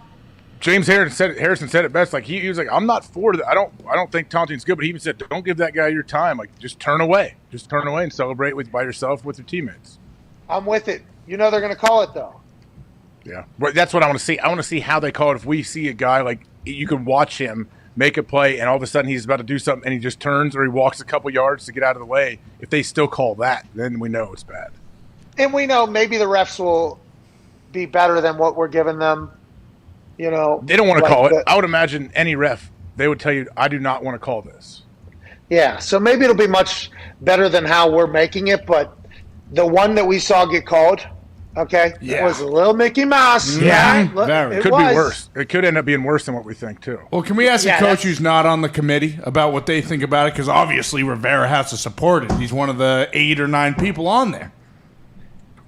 Yeah, because if he comes out and says, "Nah, we don't like it," then it's like, "Oh, is there a little bit of drama in the competition committee?" What is the fate of the game? They can't even get on the same page in there. And I've heard jury selection, by the way. If everybody can get on the same page, you know what I mean? Oh, yeah. Mikey Moya, whenever he was dead fast against something, he was dead fast against it. Let's go. Did you see that, by the way? Did you see what's going on with Willie Falcone? No. What happened? Cocaine Cowboys. I do recommend going straight to episode 5. Let's go to 5. Don't you agree, Connor? Yeah, I actually, because of the fact that it's been so slow, had to pivot to the surfing documentary, but I will return to episode 5 because I've tried to watch episode 4 18 different times. Yeah, they tell the same story 3 different episodes. We don't fucking need it, all right? Get us to the action, boss. And that's episode 5 of the Cocaine Cowboy thing. It's pretty sweet. Let's go to the 5 Hour Energy phone lines here to wrap up this beautiful Wednesday, August 18th. Dimitri, up there in Canada town. What's going on, pal? Dimitri. Dimitri stinks. Come on, buddy, spit it up. Come on. Can you hear me? There it Hey, is. Dimitri, sorry about that. We Hey, didn't hear you there for a bit. Sorry, I was on mute. I'm at work. I was just doing some stuff. Just finished I work. understand. What do you do? I'm an electrician. What? I'm an electrician. We appreciate you keeping everything plugged in together. That's very, very nice of you. Without you, honestly, Canada right now has no idea what's going on anywhere because there'd be no power to have no internet. And with no internet, you don't know what's going on. No power, everybody would be just Amish. So big shout out to you up there, Dimitri, making us all not Amish, and all the electricians out there allowing us to live this non-Amish life that we all seem to enjoy. Shout out to the Amish too, because they're definitely watching somewhere, even though they're not supposed to. Probably going to end up going to hell. Dimitri, what do you want to talk about? Hey, I want to talk about a guy who's making some noise at the Colts training camp and who put on a clinic this last weekend in the preseason game. Mike Strawn, the 7th round pick in the draft this year. Is he Canadian? Mike Strawn? Yeah. No. Are you just a Colts fan? Yeah, I'm a Colts fan. Okay, dope. I thought maybe he was calling like, "Hey, pal, this guy from across the frozen pond." Got a guy, pal. No. No, pal. I didn't know he was just a big fan or whatever. 17's a playmaker, and that's actually his Twitter handle is @Mike_playmaker. And his dad, I guess, was in the NFL, I think, and Michael Irvin is his godfather or something like that. So I don't know how this guy slipped to the 7th round. He's a stud. And Jacob Eason and Ellinger were taking advantage of it. Hopefully Carson will be able to do the same. Have you seen him play, AJ? I've seen little clips here and there. I haven't got to actually study him, but you mentioned Michael Irvin. I don't know if you talked about it when I wasn't on the show. His clip from, I believe, the Hall of Fame game when he was so juiced, talking about he was super passionate about something in the game, whether guys are being physical, getting in fights. That's what it was. His take on the Giants' big fight. He stood up and was sweating and ranted for 3 minutes straight. It was awesome. It was beautiful TV. Michael Irvin is a nuclear factory when he gets onto him. Yeah. He is beyond electric. He is electricity personified at this point when he gets on a mic. There's been a couple, whether it was with First Take in Dallas, him and Stephen A., where he went on an epic rant at 10 a.m. in the morning, where he was just losing his mind in Dallas, sweating through an entire sport coat. Every Sunday, Michael Irvin's unbelievable on television. He is amazing, and I think it's because none of that's fake. I think that's all genuine and authentic. I'm a massive fan of that guy. You can tell he loves it. He's I did going to something with him come on to NFL your Network, and damn he did that. house and put his foot on your throat and snatch out your damn heart. That sounds just like Gumpy. Holy shit. Was it? Who was it? I can't see because the screen's a little. I can't see anything here. It I was just Gumpy. have a phone basically. It's pitch black and around one of those influencer socialite things. So was that actually Gumpy? Gumpy, what the fuck are you talking about? I'd never say anything like that. I love Michael Irvin. Whoa. Should have been a Dolphin. That was deep fake, Gump, right? No. I can't tell. That's real Gumpy. Nah. Fins up, Paul. Oh, that's Gumpy. Yeah, that's Gump. Is that Mitt? I didn't sound like that. Sounded like actual Gump there. Actually, the fins up sounded like that because I can't see. So this is my first time really getting to hear this. And I know we have a deep fake problem when it comes to our Canadian friend Gumpy, but I couldn't figure that out. Hey, deep fake, you're doing a hell of a job back there, pal. Thanks, Paul. I knew it was Nick. All right. This show's wrapping up here on SiriusXM Channel 82, Mad Dog Sports Radio. AJ, anything to say to the SiriusXM listeners before Linda Cohn or Chris Mad Dog Russo Legend comes onto the microphone? Nothing right now, but I know you were texting me that you have some big-time guests coming on tomorrow, so I can't wait. Oh, tomorrow is huge. Tomorrow's show might be the biggest show we have ever done. There's a chance that could happen. There's a chance it could be terrible as well. And that's kind of the thing about this show, you know? There ain't no question marks, though. The show that's coming after this 6-minute break will be much better than ours. Have an incredible Wednesday. We'll see you manana. Crushed it. Yeah. Crushed it. There it is. Wow, even have this. There's nothing Vito can't do. Goddamn right. There's no chance I heard anything. There was my music playing, the after hours music playing, Connor was and you were going. I think, and I just heard like at the tail end, I only saw like the top of a milkshake that has everything in it, you know, like shit's sticking up at the end. I heard everybody's voice at the end of what they were saying, so I apologize for missing that. Hey, boys, way to fight through today, man. Hell yeah. AJ, how was the quality? Were you able to hear us good or no? Yeah, I can hear you guys. I can hear and see you better than I thought you would. Like we'd be able to. So I think Zeke did a masterful job throwing this thing together. Let's go. And, Yeah, and everybody Zeke, else, obviously. Zeke, this is the third clap for you. You deserve it. That a baby, Zeke. Good work, Zeke. I wish I could show. Hold on. Can I show you guys what I'm fucking looking at over here, too? Oh, yeah. Yes, absolutely. Dude, it's insane. I don't know if we'll be able to. Let me see here. Can I flip this thing? Fuck. Can you see that? Oh, shit. Yeah. Shit. That's the ocean? That's incredible. Oh my god. Is that Look America? at that. What'd you say, AJ? It doesn't even look like it's America somewhere. You're like somewhere in like Might be in Italy. Bogota. yeah, we don't know where you are. You're in a villa in Italy?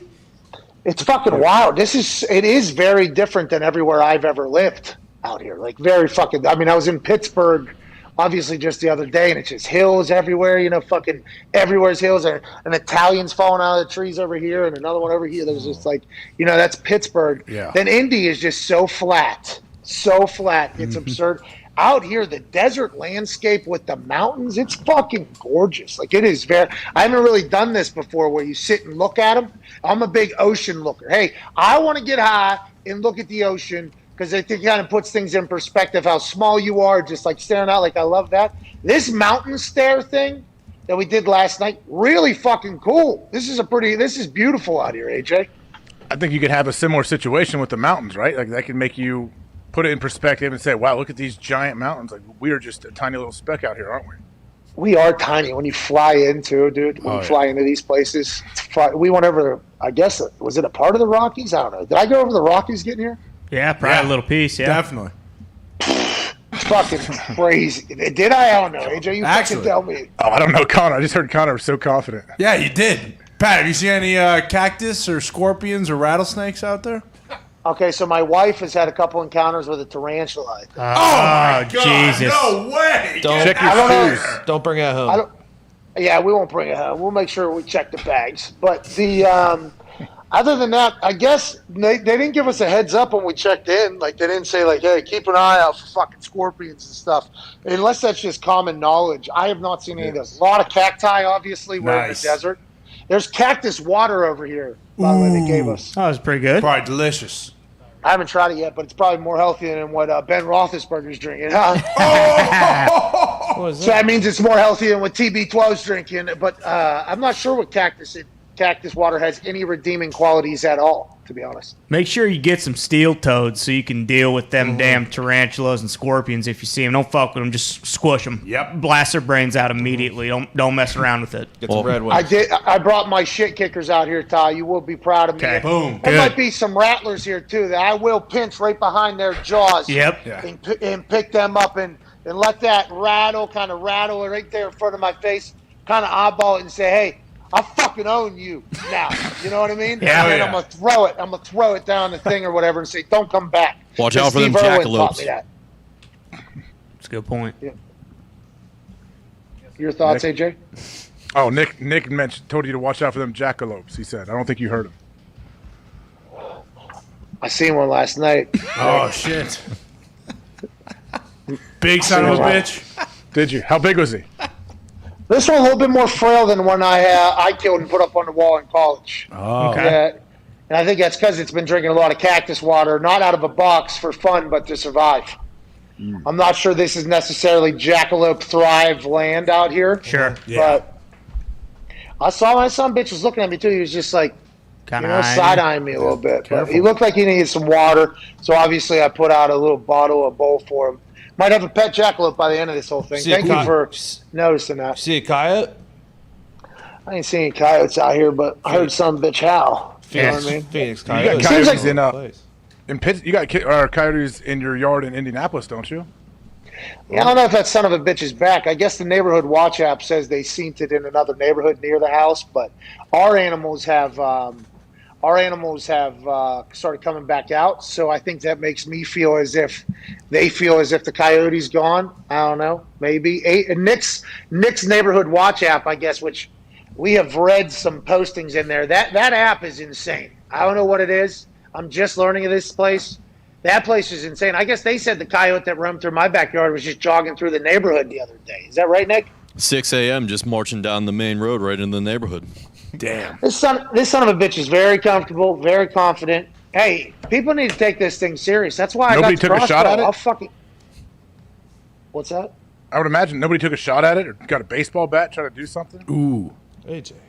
People try to protect their little dogs, I know. They don't want them to kill their dogs and cats and animals. That's a big thing. Like, what about the dogs? You know, like Chuck, Jessica that little Simpson, fat ass is a feeding 20 years frenzy. ago.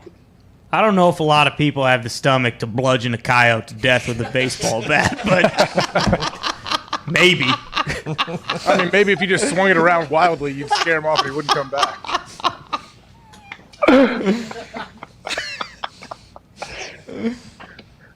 Valid. Yeah, I mean, seriously, Yeah. that's. I didn't say you'd be hitting it. You'd be hitting the coyote with the bat. You did. That's No, what you said. scare it. Yeah, you like said a a little sword, bit. of course. You said a little Like a bit. warning shot. Like you fire a gun in the air. Just wave that bat around. He sees your powder. Like, I gotta go to a different neighborhood, man. I have had, whenever we take the dogs out at night, got to go out with them now. Normally, we used to be able to just kind of open the door and they go run around. And when you see the coyote or whatever, we go out with them. There's been a couple nights where, I put the shoes on. I'm like, hey, was going to wear a flippy flop. He's got a feeling there might be a coyote around. I might have to, crow hop kick through a coyote's jaw whenever they get latched on to fucking Chuck, I've had that thought. I don't know if I had the same exact thought, like, hey, I'm going to grab this baseball bat and I'm going to hit this thing 15 to 20 times in the head if it comes around, like I would assume you would have to do with a bat. But I have thought about fucking kickoff stepping, pow, coyote's head with my foot. So you and me, same page, just to protect Chuck. Well, you got a crossbow, too. You might be able to just grab that crossbow, put one right through his heart. You'll shoot Chuck, though. Don't do that. You'll go right through Chuck's heart. No. How dare you? What the hell, dude? Come on, dude. Yeah, they call Tim. You know what they call Tim? What's that? They call him Old Penny Shot. Oh. And that ain't because he goes and buys shots of beer or whiskey or anything for a penny. No, it's because you put him 350 yards out, he can hit a fucking penny if he had to. Boom. You know what I mean? With that the bow runs and in arrow? the blood, pal. That runs in the blood. Okay, first off, Tim, I do believe he could hit a 350-yard shot and hit a penny with a bow and arrow. That says nothing about you, though. It's crossbow, Klein. Well, he could not do that from 350 yards. I mean, maybe you'll be able to figure out how to launch You got to play a little drop in that one. Yeah, I actually have a pretty good shot, by the way, just for future reference. I mean, you have enough land, and then you could just go out there and practice all day long if you wanted. Nah, I can't shoot because I'm within the city limit. Can't do it. So I got to go out to. You can shoot your crossbow. Yeah, I can shoot the crossbow for sure, but I mean, it's not. You have to go get it still. I mean, people forget. It's an entire process. You know what I mean? It's an entire process to do those. But yeah, I'm lefty. I'm left eye dominant. I found out. You find that out when you were 33 too, just like in baseball? Okay, so I never played baseball. I shot a fucking gun before. You hear me? Okay, I never played baseball. I would have never known. How do you want me? I've shot a gun. At what age, though? At what age did you find out you were left eye dominant? Oh, probably like when I was 13 or 14. When did we, Jay, when did you start shooting with Tim McAfee being your dad? 11 or 12? What was that thing? Yeah, that sounds about right. We do like the hunting safety course around 10-ish, I think.